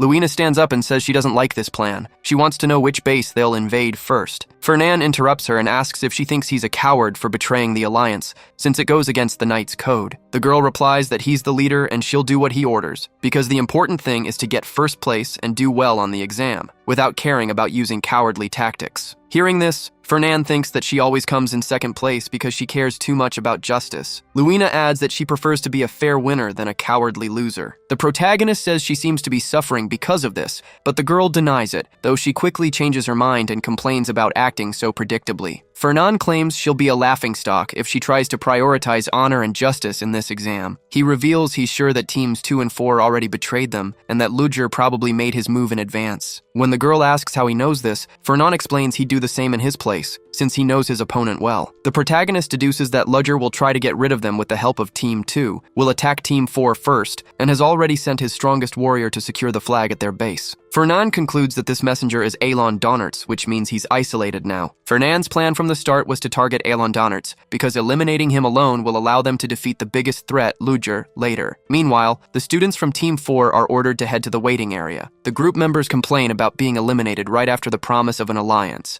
while Elon reflects that he did his duty for the prince. Just then, Luina approaches and says it's been a long time since they last saw each other. Elon asks what she's doing there, and says he thought he'd be attacked, but Luina explains that Fernan had already predicted his presence in that spot. Alon asks if she'd really be able to eliminate him, and, drawing his sword arrogantly, asks if she really wants to fight. The girl replies that he can never predict the outcome of a fight, readies her weapon, and charges into the duel. The two start clashing their swords. Alon smiles and unleashes several strikes that slice through the surrounding scenery. Luina retreats by jumping onto a tree, but realizes the trunk has already been cut and uses the movement to push off and clash swords again. Alon's energy starts to overwhelm her, shattering the terrain around them. With no other choice, Luina retreats onto a branch and senses the danger of the situation, remembering what happened earlier. Alon prepares for another explosive strike, generating a storm of smoke that devastates the entire area. Alon asks if she really wants to keep fighting, pointing out that his opponent seems exhausted. He claims she knows what the result of a direct clash would be, but recognizes that she wants to fight fairly as a knight, since honor is more important to her than victory. Luina asks if he doesn't care about honor,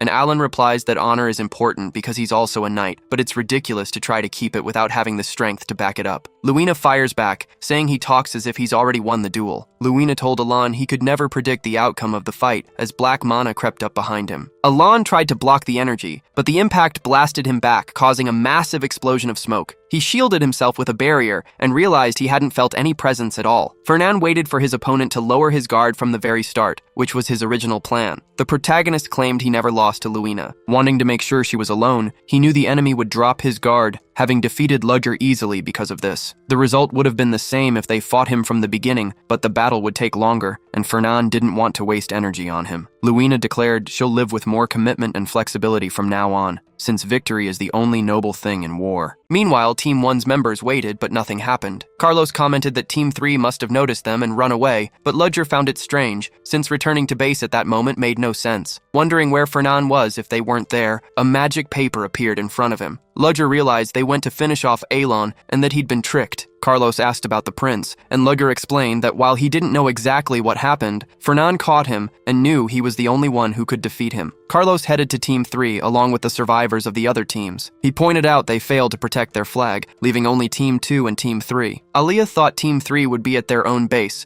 but Carlos explained that Fernan and Luina, who attacked Team 1, were wiping everyone out. If all of Team 3 was waiting at their base, they'd be outnumbered because they left most of their teammates behind. Aliyah suggested they understand the situation first, until they noticed something approaching. It was Team 3, who had been in an ambush the whole time, and Carlos realized they were completely surrounded. Fernan called out to Carlos and asked how the path to capture his team's flag was. Carlos demanded to know what he was doing there and what kind of underhanded tactics he used. Fernan replied that his opponent found everything he did underhanded, which was frustrating. He wanted to know what he did to be so hated, and if it was because he was partners with Luina. Fernan began to taunt Carlos repeatedly. The boy screamed that he was challenging him to a magic duel, which Fernan had to accept if he was a real mage. Fernan refused, stating he's a merchant, not a mage, and a merchant prioritizes efficiency, so he doesn't need a one-on-one fight to take them down. He smiled and ordered his subordinates to attack. The battle was fierce. Team 3 started with the upper hand, but the situation changed when the rest of Team 2 joined the fight, which went on without a winner. Grad commented that neither team would win anytime soon. Rosalia added they lost too many members and probably thought it was better to protect their flags instead of attacking, needing time to recover. Grad replied that at this rate there'd be no progress, and it'd be better to change the rules. Rosalia agreed to partially modify the exam. The area would shrink, and one member of each team would be chosen to carry the flag, meaning the elimination of this carrier would disqualify the entire team. The magic paper ordered them to return to the allowed area within the time limit. Fernan commented they had half an hour, and Luina replied that the area's reduction was centered much closer to Team 2's base. The protagonist said they weren't giving them time to rest, and since Gert would carry the flag, he should head to the rear. Fernan handed an object to him. Gert asked if it was a defense artifact, noting it felt very good with a signal, and Fernan replied he felt anxious having only one. Fernan hands several artifacts to Gert, saying that amount should be enough. Gert comments he could buy a house if he sold all of them, thinking they are too valuable to use in an exam. But Fernan disagrees and says it's more important for the leader to guide the team to victory. While Gert is thrilled, thinking Fernan is a cool guy instead of a cheapskate, the protagonist reflects that this is an investment since Luina will like winning. Until that moment, Fernan had no idea that great danger awaited Team 3. At their base, Carlos says he finally arrived and they were waiting for Fernan. Carlos claims he walked straight into his own grave and was a fool, but Fernan replies he would fail the exam if he didn't show up. Carlos shouts he won't be able to defeat him this time, making Fernan wonder if his rival prepared a new trick. The noble points his finger in anger and complains about Fernan's uninterested look, but Fernan denies being uninterested. Carlos shouts for him not to lie and asks why he suddenly wants first place, since he always acted low-key. Fernan fires back, saying he really doesn't try to place first, but Carlos claims he won't act like that anymore once he sees what he prepared, raising his staff and concentrating his mana. The mages from Carlos's team channel magic energy to combine it with his casting a team magic that consumes a lot of mana to amplify the spell. Fernan notes they are betting everything on this attack, and Luina asks if they intend to bring down a horde of monsters to act so seriously. She says they must stop them to avoid the worst, but Carlos says the assistants and teachers are there for that. Fernan instructs Luina to charge at them,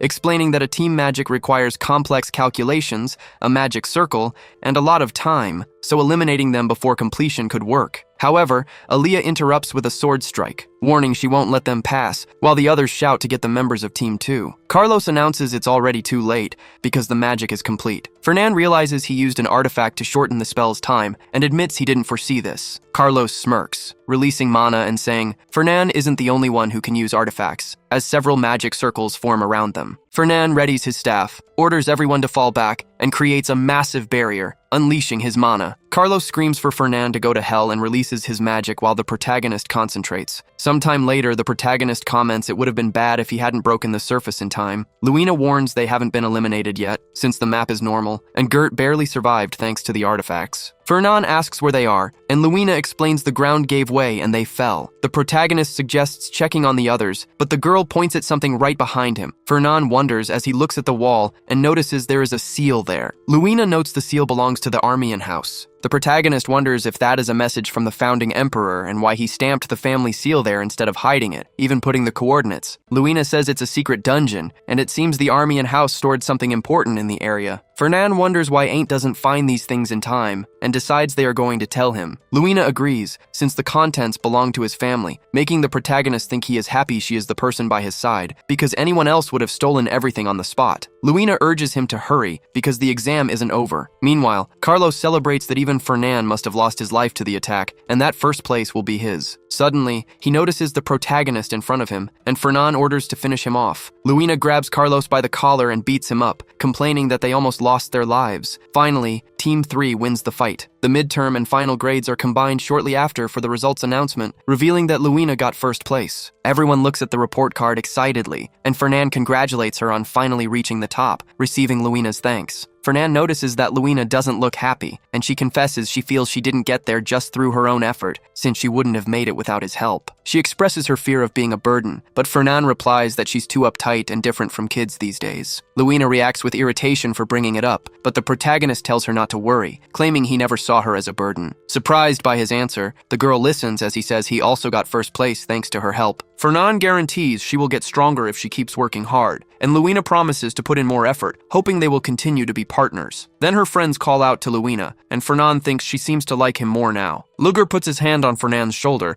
and comments that he seems to be in a good mood, assuming it must feel good to be in first place. Fernan agrees, although he feels the former first place is staring at him intensely. Ludger remarks that the test had many unexpected variables and confesses his surprise that he and Berchef won, but points out that the real surprise is Ain't Armian. The young man took second place after entering in 38th position, taking only one semester to reach the podium and live up to expectations. Meanwhile, Ain't is on his way to the place left by the founding emperor. He wonders why Gardner didn't tell him about it before, since they used to go there during practical classes. Gardner explains he had forgotten and only remembered when the new money man mentioned the place. Ain't complains about his forgetfulness, and the sword's ego replies that there are too many places to remember. The young man is grateful that it was Fernan who found the place, because anyone else would have just stolen the inheritance. Gardner admits his surprise that Fernan shared the information, defining him as someone who usually steals. Ain't asks when he is going to trust the protagonist, and the ego says he only needs his money and will never trust Fernan until the day he dies, although Ain't reminds him that already happened. When they arrive, Ain't notices the place seems calm despite the rumors that it was a mess due to the second-year exams. Gardner points the way to the inheritance underground. Ain't comments that the ego was also sealed in a similar hole, and that the pattern is obvious, deciding to enter the massive cave. Inside, Ain't realizes someone has already been there, but Gardner thinks that's impossible because of how hard it is to find the place. The young man explains that Fernan used a concealment spell, and decides to check if the inheritance is still there. As he starts walking, he senses a presence. Gardner identifies it as demonic energy and wonders how the demons found the place, suggesting they get rid of them first. The creatures are scolds, 7th-rank demons equivalent to a knight. The sword's ego asks if Ain't can face them, and the young man says yes, drawing his weapon. The sword's light energy scares the creatures. After the fight, Gardner praises Aint's speed, who admits he wouldn't have been able to do that months ago. Suddenly, the ego tells Ain't to get out of there immediately. An attack strikes the area and kicks up a storm of smoke. A voice emerges, saying it now understands the young man is the obstacle to its grand plan, as expected of a cursed bloodline. Ain't wonders if it's a demon, but the creature suddenly appears in front of him, claws close to his face. Ain't blocks the strike using his sword. At that moment, Gardner whispers to him to stay focused,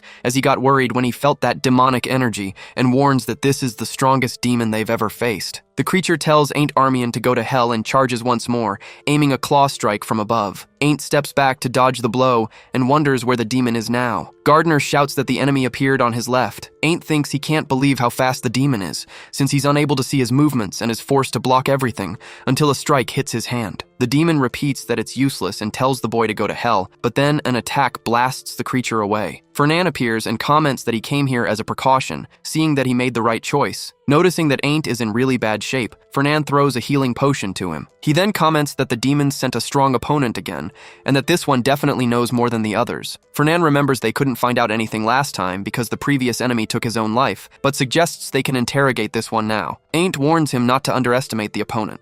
The demon asks if Fernan Fillenberg came all the way here to dig his own grave. Fernan replies that he guesses the monster knows him, since the demons annoyed him several times and it cost a lot of money to identify the ones who were planted. The demon claims that they discovered their plans too quickly, and that they planned to send Fernan to hell after playing with him for a while. The creature adds that if he takes both of their lives today, he's sure he'll be happy. Fernan finds it interesting and promises to take the demon's life painlessly if he says who is behind everything, though he doubts that will happen. After staring at each other for a few seconds, both leap to start the battle. The demon tries to attack Fernan from behind with a sequence of demonic slashes, but the protagonist dodges the blows. The demon is shocked to notice that Fernan had already moved behind him and controlled some boulders to fall in his direction. The creature shatters the rocks, and Fernan blocks the strikes with his magic. Ain't watches everything from the sidelines. Gardner says he can't believe Fillenberg isn't falling behind, which wouldn't be possible without a massive amount of mana, and wonders if he has infinite mana. Gardner knew he was strong the last time he saw him fight, but realizes he has already surpassed all limits by this point. Fernan's magic hits the demon head-on. The monster retreats and says he's a bit better than Ain't Armian, but smiles and warns that he's going to end this child's play. The demon claims he might have talent, but he's still just a brat in the academy, and there's no way he can defeat him. Fernan asks if that was so funny,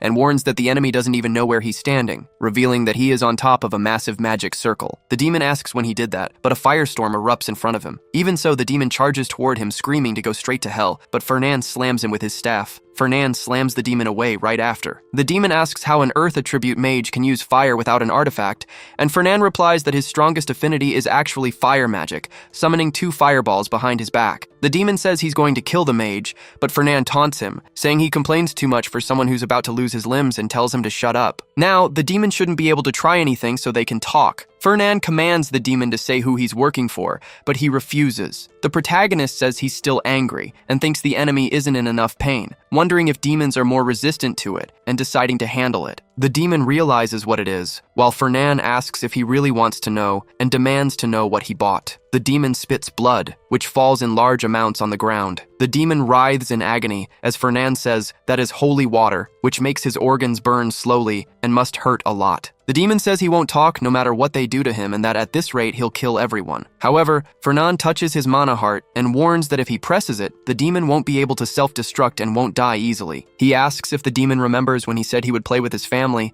and him before taking his life, and warns that he'll do the same to the demon, making him suffer. The demon tells him not to think it's over just because he defeated him, since he decided to take everything Fernan owns, whether it's money, honor, power, family, or even his life, claiming that he'll lose everything soon, and that this is his destiny. Fernan rips out the demon's mana heart, killing him, and crushes the heart against the wall, getting even more irritated by this. Ain't thinks about Fernan while watching from afar, remembering everything he did to the demon and finding the boy terrifying. However, Gardner asks how Ain't can think that way, claiming that Guy is his new idol for having infinite mana, the ability to freely control 2 elemental powers, using the environment to his advantage, and, most importantly, for tearing the demon apart mercilessly in an artistic way. Ain't says that seems too cruel, but Gardner questions how he can say such a stupid thing about a reliable ally, adding that men shouldn't get stuck in the past, and that Fernan will be his new most reliable, helpful, and favorite ally from now on. Later, the protagonist says he only did first aid, and that he'll send a doctor from his guild later. Ain't says he can be treated at the Academy's infirmary, but Fernan explains that it isn't a normal wound and asks what would happen if someone found out they ran into a demon, reminding him that they're allies, and that Ain't shouldn't feel indebted. Next, Fernan wants to know if this place is supposed to be this empty. Ain't says there's a space below, and that the founding emperor knew the demons would return, which is why he hid relics in several places, this being one of them. He explains that they are made to react only to army and blood, and that's why the demon couldn't go down there, opening the door for them both to walk through. Fernan asks if it's really okay to enter, and Ain't confirms it since the protagonist saved his life. As they walk, Ain't says he feels like Fernan would have been a stronger mage if he used fire magic, and asks why he uses earth magic instead. Fernan says it's to find minerals, since being strong doesn't help merchants. Next, the protagonist wants to know if he can take the corpse of the defeated demon. Ain't asks what he's going to do with it, and Fernan says he delivered the last one to the Order, and they liked it a lot, since apparently it's research material to create artifacts against demons. Gardner thinks to himself that they had badly hurt the demon and still keep acting like psychopaths. Fernan asks what he said, but Ain't pretends it was nothing,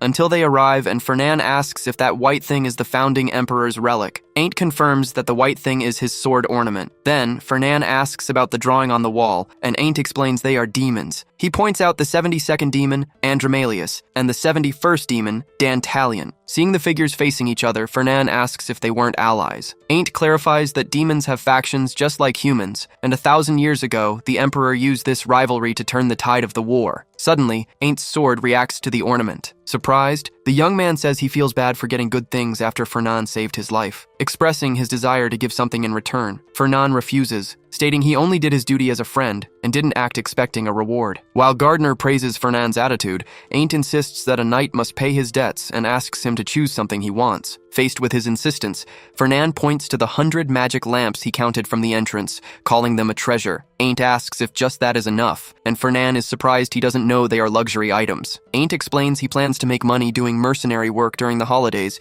which would allow him to buy something expensive. Fernan thinks his friend is naive, but accepts the lamps and thanks him. He then asks if Ain't is really going to work as a mercenary, and the young man confirms this activity will serve as his training. Fernan agrees it is a good way to gain experience, but at that moment, an energy enters his body, making his head hurt. Ain't asks if he is okay. Fernan thinks that his friend always puts himself in danger, as the prophecy indicates that Aint's journey as a mercenary will lead him to encounter more demons. Far away, a creature celebrates Aint's decision to leave the safety of the academy. Elsewhere, Dantalion is in his library when a demon informs him that Commentus was defeated by Fernan Fillenberg just as he was about to eliminate Ain't. Dantalion curses the Fillenberg family for ruining his plans. He admits that although Ain't is evolving fast, Commentus was a tough opponent, and he didn't expect him to be defeated so easily by Fernan. Dantalion recalls that he previously considered it luck that Fernan captured the demons at the yacht club and defeated the monsters in the transport mission. Now, he wonders if the human is hiding his real power, and admits he underestimated him. The demon leader decides they need to adjust the plan, placing Fernan at the same level of importance as Ain't. He orders them to keep an eye on the boy,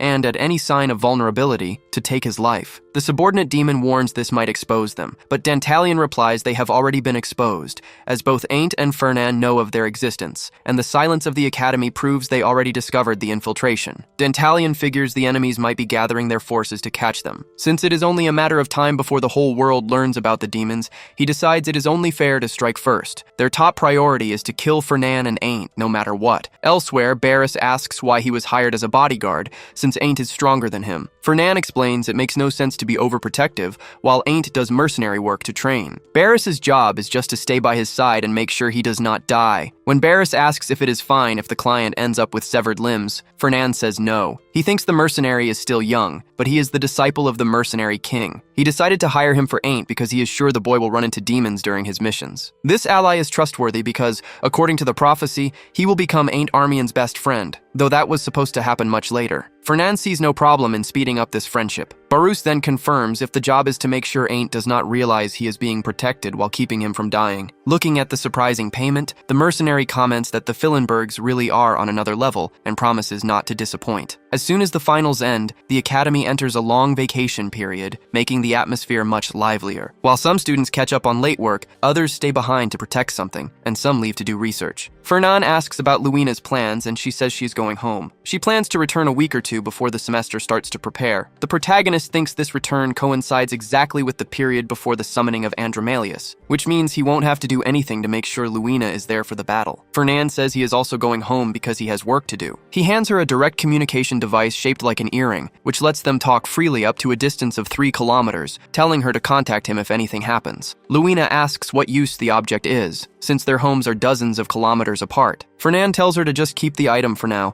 thinking the device will help them prepare for what might happen inside the academy after they return, not during the vacation. He says goodbye, saying they will see each other in 2 months, and Luina tells him to have fun. Right after, Luina's maid suddenly appears and asks about the gift, commenting that the packaging looked like a commitment ring box. Later, at the family estate, the butler tells Bershev that the young master has returned, suggesting they have tea together. The patriarch reveals that the boys showed up and left right after, saying he had work to handle. Bershev planned to praise him for getting first place and have a decent father-son talk. The butler asks what the young master could have to do so urgently, and the father replies that he went to check on that thing. Surprised that the project is still not finished even after months, the butler hears from the patriarch that it was not an easy thing to make, but the young master guaranteed he would finish it before the end of the vacation. Bershev does not believe his son wants to sell the item, and, unsure of his intentions, decides they will just keep an eye on him for now. At another moment, Hyde asks why Fernan hired Barros Diener to protect Ain't Armian. The protagonist explains he wanted to do it personally, but he has too much work piled up. The butler argues that the Scarlet Turtle has many skilled knights, but Fernan counters that Barus is the most reliable of all, even though that was the first time he spoke to him. Hyde asks if it is worth trusting someone he barely knows, and if it was really necessary to spend money on a bodyguard for Ain't,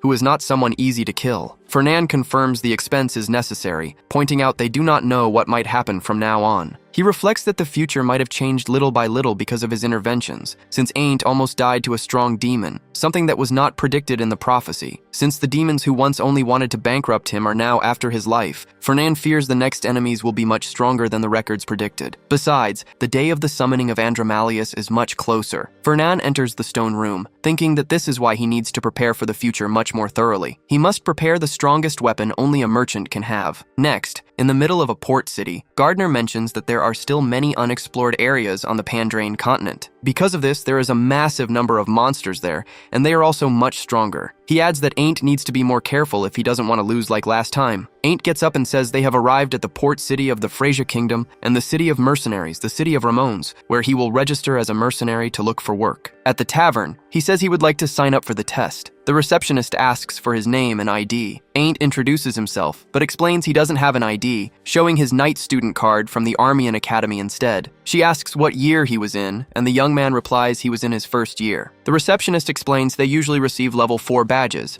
but their level can increase through additional tests. Ain't tries to say he would like to take the tests, but Barus interrupts him, saying there is no need since he was the best in their year. Barus claims it is fine to register him as level 3, since he would have achieved that in the tests anyway. Next, Barus announces he is going to the Avalar raid and will take the entire mercenary legion with him. The woman says she will register him and the Black Ink Spear mercenaries. Barus walks away and says that if Ain't is looking for work, he can join them too. Ain't wonders about this, wanting to know what raid he is talking about. The woman explains that it is a region destroyed by monsters, basically their habitat now, with almost 500 monsters in the area. She adds that the place became more dangerous with the discovery of the Gorgon, but the rewards match the risk. Gardner comments that the Gorgon is stronger than an ogre, and if there are hundreds of monsters, it will be a chaotic field, making it the perfect chance to gain experience. Ain't decides he will participate in that case. Back at his mansion, Hyde asks why Fernan doesn't rest, since he has been awake for 3 days, but the young man replies he would like to rest too. The butler says that, continuing the report, Lord Landguard has been complaining frequently. Fernan comments that the man only smiles when he is working. Suddenly, a murderous intent hits Fernan's spine. He wonders who it could be, since it doesn't feel like someone from the family. Hyde notices the presence is coming from the direction of the office. Fernan wonders if it came from a meeting with his father, wanting to know who would come to see him so early and why it feels strangely familiar. Hyde warns that the person is coming their way, until a man says that Fernan was the one who sent him to that place. Memories flood Fernan's mind, and he falls to his knees on the floor. He thinks it can't be and that it isn't possible. He calls out to the mercenary king, and Garrett Schreiner says he forgot to treat him properly, calling him young Fernand Fillenberg. In another area, they confirm that Ain't is now a level 3 mercenary. The young man walks through the desolate city, sits on the ground and takes a deep breath, commenting that the academy meals were better than this. Gardner says that makes sense, since the academy is where all the rich people go. Barris appears and comments that he doesn't seem to be enjoying his food. Ain't replies he isn't used to it yet and asks who the people there are. Barris explains that it is the subordinate mercenary legion his master gathered. He adds that Ain't doesn't know much about the business and can join them if he wants. Ain't asks if he is serious,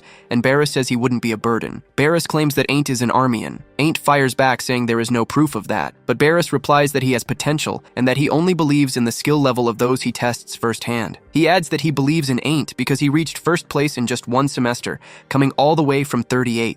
Gardner advises Ain't to accept the offer to learn from the veterans. Ain't asks if Barris is sure since the prince won't like it, but Barris says they can't do much against him. Barris thinks they'll be good friends, greets Ain't, and then a horn blows. Both stand up to leave and Barris reaches out calling Ain't to go. On a green path, a mercenary warns that they'll stay a bit behind the official royal army. He tells Ain't he doesn't need to be formal, introduces himself as Hector, and says it's a pleasure to meet him. Shaking Hector's hand, Ain't notices crazy calluses on it. Hector says he heard Ain't defeated his young master and wanted to meet him ever since. Hector mentions that the young master isn't good at being humble, which annoys Barris. Hector then tells Ain't not to worry because they are brutes, but they know how to keep secrets, and nobody will find out he's an Armian. Ain't replies that it's fine, until someone shouts that it's an emergency due to monsters spotted in the area, ordering them to prepare for battle. Barus shouts for them to go to the front line to split the monsters, and tells Ain't to stay in the back, since he hasn't fought them yet. The order for the mercenaries to charge is given, and they rush forward, preparing their spears for combat. The mercenaries' horses stop on the path, and they start clearing out the monsters, repeating that they wouldn't back down or stop. Ain't thinks that it takes a lot just to keep up with their pace. Gardner comments that he'd believe it if these men introduced themselves as knights, and that he'd love to show their skill, the legion of the mercenary king's disciple, to the arrogant losers. He points out that the Black Ink Spear mercenary legion is incredible. The bloody battle ends, and Ain't looks to the side. The mercenaries comment that he had no problem cutting necks in the fight, but now he looks nervous. Barus hands Ain't a cloth to clean himself, and Ain't asks if that isn't just a rag. Barus replies that he just wiped some blood on it after butchering a monster. A letter from the captain arrives and Barris quickly scans it. He tells the group to get ready to move, thinking that the monsters split up and the captain wants them to go on their own, promising extra pay. Barris figures that if things get messy, they have a regroup map and signal flares, and this won't affect their goal of hunting the Gorgon. Barris asks what Ain't will do, and the young man suggests going with them, which Barris accepts. As night falls, the mercenaries gather around the campfire to rest. One of them comments that even after running all day, they're still here, and he feels like they defeated hundreds of monsters. Ain't asks how long it'll take until they reach the Gorgon's nest. Barris answers that with more monsters than expected on the way, it will take 2 more days at this pace. He starts to say what they should do today, but suddenly the wind blows out the campfire. Ain't is surprised as he looks at the extinguished flames, while the rustling of the leaves grows louder, catching the knight's attention. Ain't grips his sword tightly and turns around quickly as something charges at his back. The knight unleashes a massive slash of golden energy, parrying that evil energy. Seeing this, the mercenaries warn everyone that they are under attack and must get ready. Ain't notices his hand is shaking, while the demon asks if he really managed to block the strike, commenting that his leader's decisions are always right and they cannot leave him alone. Hector demands to know what kind of creature that is, but the demon orders them to get the small fry out of there, though he claims none of them will leave alive. Barris asks if Ain't knows him, and the boy replies that it is an evil species. The mercenaries say they can talk about this later, and that the situation is not all bad, because if it is true, they will be the first to defeat a demon since the war. Thinking about the reward they will get for this, the men get excited, which angers the demon for being treated as prey by mere humans. Right after, a surprise attack makes the demon dodge a spear aimed straight at his head. The monster calls him a wretched bug, while Barris is shocked that he evaded it. Hector throws another spear, questioning if demons are really that different even to someone considered cannon fodder. The creature gets angry again and charges to take their lives. The other mercenaries ready and throw their weapons at the demon, who looks at them coldly, but stops them with his evil energy. With a smirk, he lunges forward and strikes Barus's spear, throwing the boy far away. Barus notices his hands and his spear are shaking, and the demon charges at him once more, saying that is one down. Barus trembles with fear right before an explosion of demonic power erupts. Meanwhile, back at the Duke's estate, Bershev says it seems they found Garrett. Fernand asks what is happening now, and the Duke tells him he heard that Garrett's disciple, who suffered severe injuries in the Battle of Avalar, is still in a coma. Fernan is shocked to hear the news about Garrett's disciple. He thinks this was expected because of the prophecy book, and now he finally understands why Garrett acted that way toward him in the past. Back then, the mercenary king told Fernan to watch his manners after the boy said it was an honor to meet him. Fernan explained that he hired Barris because he was the right person for the job, and Garrett agreed, saying there was nothing strange about giving a mission to a mercenary and that he had no intention of blaming him. Even so, the mercenary king couldn't stop thinking that if it wasn't for that mission, that child wouldn't have ended up like that. Fernan was surprised by those words and asked if something happened to Barus. Garrett replied that he could hear the details from his father, the Duke, and ordered the boy to stay out of his sight from then on, because even though he logically knew it wasn't Fernan's fault, his emotions told him otherwise. He left Fernan alone in the garden, and the boy stared after him, trying to figure out what happened. Fernan thought that the future he distorted caused the demons' surveillance to increase, resulting in them sending a more powerful force. He expected this to some extent, but not like this. The boy stopped being angry because even though he felt bad about what happened to Barus, it felt like revenge. Birchev warned that they plan to track down the culprit just as Garrett asked, and that he'll take care of this matter, telling the young man not to worry. Meanwhile, Fernan thought that Ain't hasn't lost his life yet, and replied that he understands. In his room, Fernan reflected that according to the original prophecy, Ain't was supposed to survive the attack of the evil species alone. However, since the current situation happened even with the presence of Barris and the Mercenary Legion, he concluded that the altered future caused a butterfly effect. Thinking that his minimal preparations for Ain't's growth weren't enough, the young man handed some letters to hide. The assistant confirmed if the recipient was the greedy academy professor again, and asked about the second address on the other letter, saying goodbye to go make the delivery. Meanwhile, on a snowy battlefield, a wolf monster rushes forward. Luina imbues her sword with aura, charges, and slices the creature's head off with ease. After defeating the monster, she looks up and sighs. At dawn, back at the camp, the girl gets off her horse and is greeted by her knight, who says she worked hard. Luina replies that he did too, and mentions that the plateau is much more stable now. The knight claims that this is the result of everyone risking their lives and warns that her father is calling for her. Luina questions the summon with worry, and then goes to her father's castle. She announces her arrival, and Albinus turns his face coldly, ordering her to sit down. The man praises her work and says she should have a cup of tea first. Luina tastes the cookies and thinks they aren't as good as the ones Fernan usually gives her. At that moment, Albinus hands a letter to his daughter. Luina wonders if the sender is Fernan, while her father sighs that he didn't believe the rumors, but seeing them exchange letters during the break made him sad. Albinus didn't open Luina's letters, but he makes it clear he wanted to. The girl reacts shyly and opens the letter, discovering that evil species were detected. Seeing Luina's surprise, Albinus asks if he can know what is written. She brushes it off and says it's nothing. Her father insists that if that's the case, she should show him the paper. However, the girl knows the evil species are a secret. She can't break her promise, even to her father. Albinus grows suspicious of his daughter's hesitation. He says that while he is grateful to the Fillenbergs for lending them money, they are also the ones locking them in chains of debt. He questions if she should be so close to them. Luina explains that Fernan promised a 3-year interest-free period. Albinus admits this gave them some breathing room. Still, he finds it suspicious that a family so obsessed with money would keep such a promise to her. Since the debt is huge, the interest would be massive, and he doesn't understand why they gave it up so easily. The man shouts that the only explanation is that those greedy people are trying to steal his daughter. Luina argues back, but Albinus demands to see the letter. He suspects the message is the reason for her worry. Luina grabs his sleeve and begs him to promise not to tell anyone. Albinus swears on his honor and reads the letter. Then, he orders his daughter to follow him. When she asks where they are going, he just says she will see when they arrive. He orders the guards to open the door. Albinus reveals he always wondered about the mysteries of the North. To outsiders, it is just a monster hell. He explains that monsters are living creatures with their own rules, but in the past, they all broke their patterns to attack the Birchev territory. During the reconstruction of the area, he searched for the cause of this impossible behavior. He recently found it. Standing before an exposed demonic corpse, Luina recognizes what it is. Albinus explains that the monsters were driven out of their territory by a greater force in the far north, where demonic creatures built a nest. Now he demands that she explain what is happening at the academy. Meanwhile, at home, Fernan finally manages to sleep. But he is tormented by nightmares about the Andromalius summoning incident at the academy, where Ain't had to try and stop everything alone. Fernan breaks into a cold sweat. He remembers the World Tree Branch was responsible, and that Luina had stepped up. In the dream, she said she understood his great cause. She squeezed his shoulder and declared it was her banner,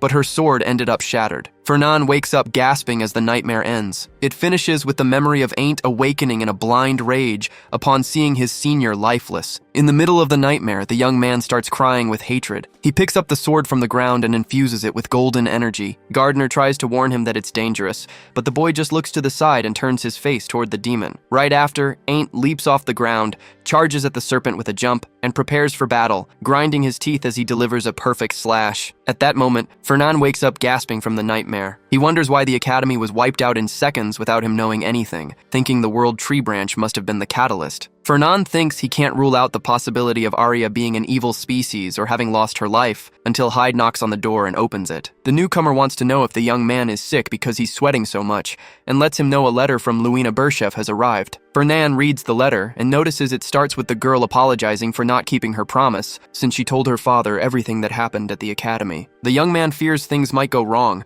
that the future will change, and that Ain't will fail to grow according to the prophecy. However, he tries to calm down, thinking that Luina is a knight of integrity and must have a reason to break a promise sworn on her honor. In the letter, she asks if he remembers the beginning of the fall of the Berchev family due to an unprecedented monster invasion, which was actually caused by demonic creatures. Fernan is surprised when the letter reports that a demon nest was found in the northern part of the territory, and that the Count believes normal monsters were pushed out by these creatures. He recalls that on the first day he learned about the prophecy book, two things stuck in his mind: his own ruinous future after being excommunicated, and the massive invasion of demonic creatures starting from the north. Realizing everything began with the Berchev territory, Fernan thinks he might be able to stop the advance of the creatures easier than he thought. Hyde asks what made him frown and then relax, but the young man just replies that it was about the evil species. Then he orders them to get ready because they are going back to the academy. They arrive at the place before the end of the break. While Fernan packs his bags in his room, there's a knock on the door. When he opens it, he finds Luina, who bows and apologizes for telling her father the secret about the evil species. Fernan replies that at least she's aware of her mistake and says he won't blame her for now, though he doesn't know what he might demand from her in the future. When the girl claims she'll do anything in her power, he smiles and says that's great. After that, the two walk through the academy, and Fernan asks what the Marquise's plans are. Luina says that since they found few creatures, her father will investigate further. Fernan warns that there might be a battle soon. He knows the real threat isn't an evil species, but a demon, a being completely different from what they've faced so far, and warns her that it's best to prepare. The young man feels anxious, but reasons that even if it's a demon, it will just be a hastily summoned one that Ain't can handle. Still, he clenches his fists behind his back, wondering why those who acted with such caution suddenly got reckless enough to deploy a full demon. Maybe they're just anxious because Ain't is growing much faster than they expected, so there won't be any problem with that. As noon approaches, Varen looks up, wondering what he was trying to do, and realizes he's been feeling lost lately. Right after, he remembers he was on his way to summer class and wonders why he left so early, since he still has an hour to spare. Looking ahead, ready to leave, Varen sees Arya standing in the middle of a cafeteria, just staring, doing nothing. He asks what she's doing there, and the girl replies she doesn't know either, and wonders the same thing. Just then, Fernan approaches and repeats the question, commenting they look like blank fish. Both are surprised to see Fernan, who questions their reactions and asks if they forgot their promise. Realizing they really seem to have forgotten, the young man starts getting suspicious, wondering if they might be under a demon's spell. 2 weeks before this happens, Arya asks why Varen was wandering around the school during the break, and he asks why she stayed too. The boy grinds his teeth, thinking of what to say, and reveals he can't go back home until he has something to make up for his defeat. He explains he used the excuse with his family that he would work harder to compensate for the loss, but Arya comments that was a childish excuse. Varen then asks why she stayed at school, and the girl replies she just did. Either way, she wanted to get closer to Ain't, but somehow Varen was the first person among the freshmen she managed to talk to. Varen slams his mug on the table and asks why Ain't is always at the center of everything, questioning what makes himself worse. Arya starts thinking and asks if it's because of his ability, besides his family too. Varen claims that no matter how you look at it, compared to the ruined House of Armian, his family is much better. Arya agrees they're rich, have a vast territory, and hold great influence, but points out that doesn't matter since they're still not an electoral house. Varen complains about that, and the girl comments that for someone who claims to hate Ain't, he seems to get along well with his rival. Varen tries to deny it, saying she's wrong, while remembering Fernan. Next, Arya asks if Varen could go to the forest in a bit, leaving the boy confused about the reason. The girl says a branch of the World Tree was planted there, and she's protecting the place right now. Varen asks if she has permission to say something like that, and Arya says no, but there's a problem, and she'll need backup for safety. All of this because Fernan said she could trust Varen and ask for his help. Varen tries to remember what Fernan said it was, and Arya whispers close to the boy's ear that it was a conversion of the evil species. Varen looks at her in shock, and Arya explains that's a spell the senior taught her. Hearing this, Varen gets even more pissed off. At the tavern where everyone is gathered, Arya says she felt like she was possessed by a demon. Hearing this, Fernan says that now that Jace is here, she should continue her story. Jace agrees,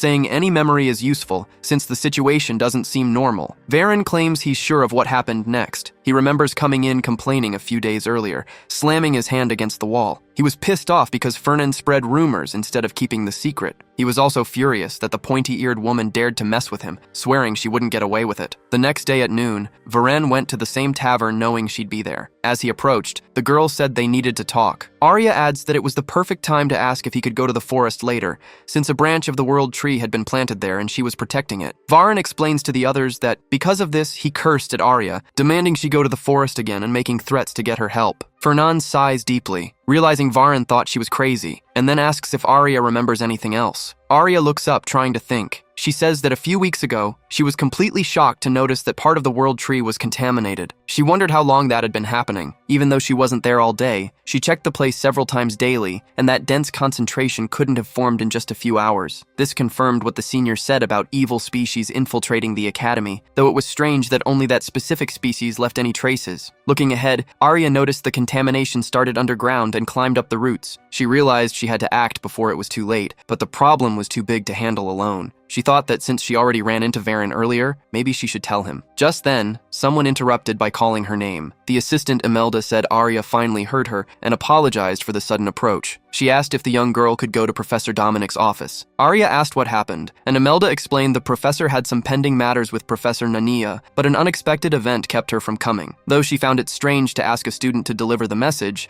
Arya accepted because it was a request from her sister. When she left Professor Dominic's office, Arya thought she had too many chores and already wasted too much time, but a voice cut off her thoughts. Even though she was annoyed to be interrupted when she was in a hurry, she turned around with a polite smile and recognized Aaron, the academy assistant. Aaron asked what brought her to the department building, and she explained she was helping Professor Dominic. Then, the guy mentioned that this was unusual for the professor and said he needed to ask her about a book on spiritology. However, Aaron looked at her with demonic eyes, and when Arya tried to speak about the way his eyes looked, her own pupils began to shrink. The girl blinks right after and sees that Aaron's eyes are normal. He asks what is wrong, and she answers that it is nothing. Then Aaron says he wants to know where she was going. Arya wonders the same thing, but answers she was on her way to the dorm, and that, because she is exhausted, she is going to sleep early. Aaron smiles, commenting that she must be really tired and should go back soon. Back to the present, Fernan analyzes the current situation. Looking at the timeline, Arya found the contaminated tree, asked Varian for help right after, and had a busy day meeting several people, until she ended up losing her memories. With this in mind, Fernan calls for Jace and asks for the diagnosis. Jace confirms that Fernan's brother is right. He explains that a small amount of demonic energy accumulated in both of their brains,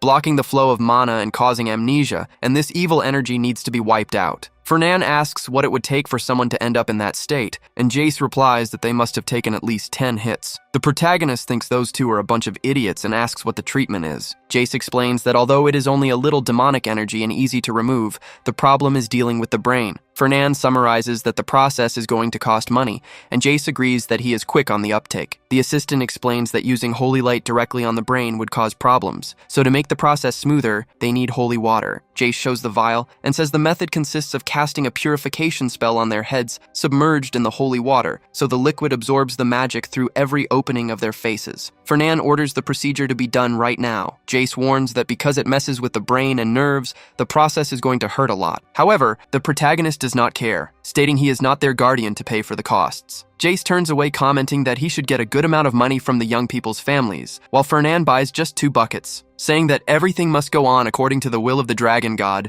Jace grabs both students by the neck and plunges their heads into the buckets of water. He declares that this is a trial placed before them, and that, if they endure and persevere, evil will be defeated. The protagonist watches the scene without reacting. Finally, Jace loosens his grip, and Varen emerges from the water coughing. Varen asks if he is crazy and calls him a complete lunatic, until he notices the cleric's face. Jace asks if the purification is not over yet, and says they must repent soon. After the treatment, both of them return to normal. Jace looks to the side surprised, and notices that the eyes of one of them look lifeless, indicating that the purification might be incomplete. Thinking of his reputation as a saint, he decides he cannot let the treatment fail, but soon the process ends as a success. He then presents the detailed bill for all the treatments. Varun questions the outrageous price, asking what kind of robbery that is, and Arya agrees with the complaint. Jace smiles and suggests that if it's hard to pay, he can contact their families directly, which makes them agree to the payment. Then, the cleric decides to leave, claiming that as a saint of the order, he has a lot of work to do during the festival. Fernan says he'll get in touch if he finds any clues about the evil species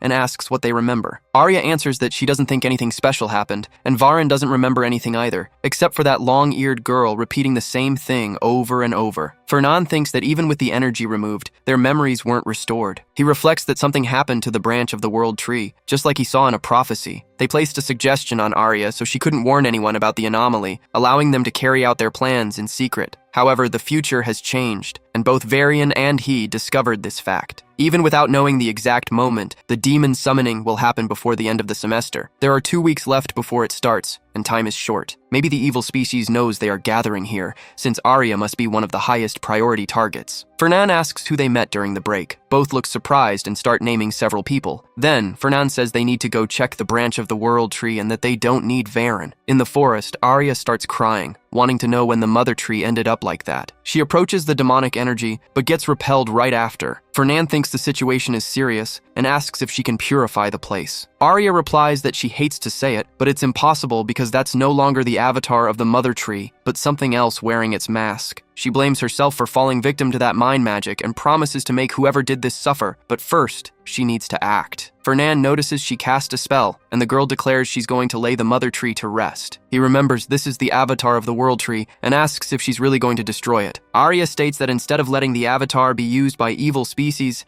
it's better to put it to rest with her own hands. The protagonist warns that if she does that, her contract with the academy will be completely broken. The girl looks surprised but bites her lip, asking what else they can do and if there's another way. Fernan says there's an alternative and suggests asking Jace for help. Arya argues that pouring a high-level potion on a corpse won't bring it back to life. Surprised by her response, the protagonist clenches his fists and says the situation is different because, as an elf, she knows the importance of the world tree branch better than anyone, and it's too early to give up. He adds that they can also ask Ain't for help since he's an Armian, the arch-rival of demons. If the world tree branch is destroyed, Andromalius won't be summoned and they'll be safe for now, but Ain't won't be able to get stronger and they'll end up losing to the demon. Fernan puts his hand on his chest to motivate her, asks Arya to trust him this time, and asks if she has ever lost anything by believing in his words. She replies that she hasn't gained anything either and that they don't have much history together. Fernan asks if surviving the battlefield together isn't enough, but she fires back saying that was just a merchant trip. The protagonist argues that, to him, that counts as being companions, but she says it doesn't for elves. Hearing this, the protagonist sighs in relief and asks her to withdraw her mana, promising to introduce her to Elmund Altriarch, the professor in charge of the third-year Knight Academy. The girl sighs, commenting that he really is persistent. Arya thinks Fernan is very cunning and looks at him crying as she starts to withdraw her mana. She says it's fine and that she will trust her senior this time, but warns that she won't stand by and watch the mother tree get used by those demonic bastards. She claims she was completely serious when she said she'd rather destroy it with her own hands. Fernan closes his eyes, says he'll keep that in mind, and adds that she's good with spiritual arts, promising to introduce her to someone if she helps him. In the middle of the bloody battlefield on the day of the Battle of Avalar, Barris charges toward the demon. Ain't screams at him not to do it, but the boy doesn't back down, jumping and trying to strike the creature from above with his spear. The demon just looks up and flashes a wicked smile on its face. Then, the creature grabs Barus by the head, slamming him into the ground and brutally crushing his head over and over. Ain't begs the demon to stop and leave his friend alone, but seeing it's useless, he screams at him not to do that. He rushes at full speed toward the demon with his sword covered in a golden aura and goes for the attack. Suddenly, Ain't wakes up gasping for air. Barus asks if he had that dream again, and Ain't turns away, saying he's fine now. His friend tells him to drink some water and pull himself together, and Ain't thanks Barris, who smiles even with his head wrapped in bandages. On the boat leaving the city, Ain't has a worried look on his face, and Gardner stares at him, saying he seems to have a lot on his mind. Ain't nods, looking down, and mentions that Barris had to take a leave of absence because of him. Gardner says the boy got hurt, but he'd be fine as long as his rehab goes well. He adds that the evil beast fell by Aint's sword, and that he should be grateful to be back alive, asking how he expects to face a real demon if he's struggling against a mere demonic beast. As they approach the academy, Gardner says Ain't is right and is no match for demons right now, but he's not like he used to be. Inside the hall, Ain't is amazed and says he can't believe he made it to Ravados on his own merits. Varen appears and comments that he's finally back, saying that becoming the runner-up made him quite lazy. Ain't says it's been a while and asks where he's going. Varen replies he's going to meet Fernan and grumbles at Ain't not to keep pestering him with questions when the boy asks why. Varen turns to Ain't and tells him he must come along, since Fernan asked to bring him as soon as he arrived. Ain't asks if they are really doing this so suddenly. Meanwhile, in the World Tree Forest, Fernan tells Arya they are going to set a trap. He explains that the evil species' goal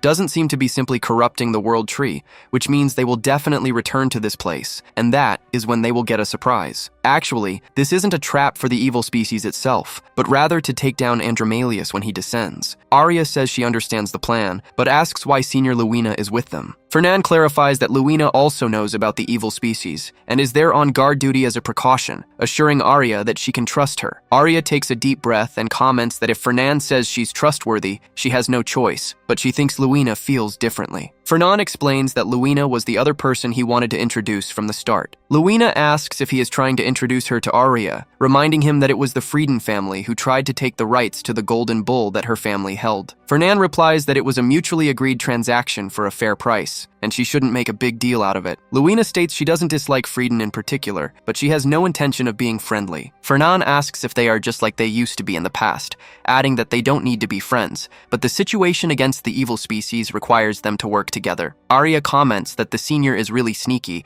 and says she also likes fighting bad guys. Luina agrees they don't need to fight each other when there are demons right in front of them. Stepping closer, Luina changes the subject and asks if that is the branch of the World Tree. Fernan confirms it and details that, to be more precise, it is a corrupted branch. The girl touches the demonic energy and gets pushed back, looking at her own hand right after. Arya wonders why he left something so important alone until it got to this state, pointing out that this isn't like him. Fernan only replies that he had his reasons. After talking, they decide they will first set up the trap, preparing everything according to the instructions. Fernan starts casting the spell while the girls dig the ground to form an underground magic circle reinforced with reagents. Next, they send scrolls to each other to make the connection and bury an entire bottle of holy water engraved with a magic circle, since they are in no position to save resources. Fernan warns them that it is almost ready and they need to add one last element. However, before they can finish, the ground starts to shake. The girls call attention to the tremor in the ground, and Fernan notices that the branch of the World Tree is growing, wondering what is going on. Arya says the World Tree is screaming and warns that she will try to stop it, channeling energy into her staff. Luina rushes forward right after, trying to slam her sword against the demonic energy barrier, wondering what is happening. Fernan spots an opening and strikes the gap in the demonic barrier, which starts to shatter. Despite this, the World Tree branch keeps tearing through everything, and Luina says there is a crack in the sky. Fernan questions why the creature is coming down right at the moment they came to set the trap, wondering why Andromalius had to descend right now when Ain't isn't here. Andromalius slams his foot onto the ground and comments that it has been a while since he felt the air of the Middle Realms. Fernan looks up, repeating the question of why he was summoned and what he should do since Ain't isn't present. Then, Luina starts speaking and Fernan looks to the side. The girl asks what that creature is, and Andromalius smiles, saying she dared to ask a question to this sovereign. Luina readies her sword and asks who else would ask besides her. Andromalius says he understands and starts laughing loudly, shaking everything around them, forcing Fernan and Arya to shield themselves with their hands. Andromalius keeps laughing, wipes his face, and says a lower being dares to question him. He points his finger at Luina and fires demonic energy rapidly from his hand. The girl barely blocks it with her sword, which shatters easily before her eyes. Hit by Andromalius's magic, Luina is thrown against the wall and falls to her knees, groaning in pain. Fernan calls out to the girl and curses the situation, wondering if he was scared of a demon or of losing his life before spending all the money he made, questioning what the hell Fernan Fillenberg would be afraid of in this world. He orders Arya to prepare for battle. The girl hesitates and asks about his decision, but seeing that Fernan's stance shows he won't back down, she understands and prepares her staff. Andromalius wonders if that was all and comments that, because it was earlier than he planned, his power is low, though it is still enough to deal with insects. The demon thinks he must make sure to take the lives of all the humans there, but he feels a strange sensation. He realizes what it is, turns around, and identifies his opponent. Ain't asks how that happened, as he charges from above Andromalius, who tries to call out for the Armian. Fernan shouts for Luina and Arya to help him, saying they should assume that if he loses his life, they will too. Luina asks about his situation, but Fernan replies he will be fine, thinking he never imagined he would have to use that so soon. Andromalius charges, calling the situation pathetic, says it is a truly cursed bloodline, and tries to land a blow. Gardner tells Ain't to stay focused. Even if their opponent is a demon, there's no reason to lose. After all, Ain't is the one humans should fear. Ain't prepares to charge the enemy. He asks if he can really win. Gardner says that winning or losing isn't the point. Everyone's ready for combat, and they absolutely must win this battle.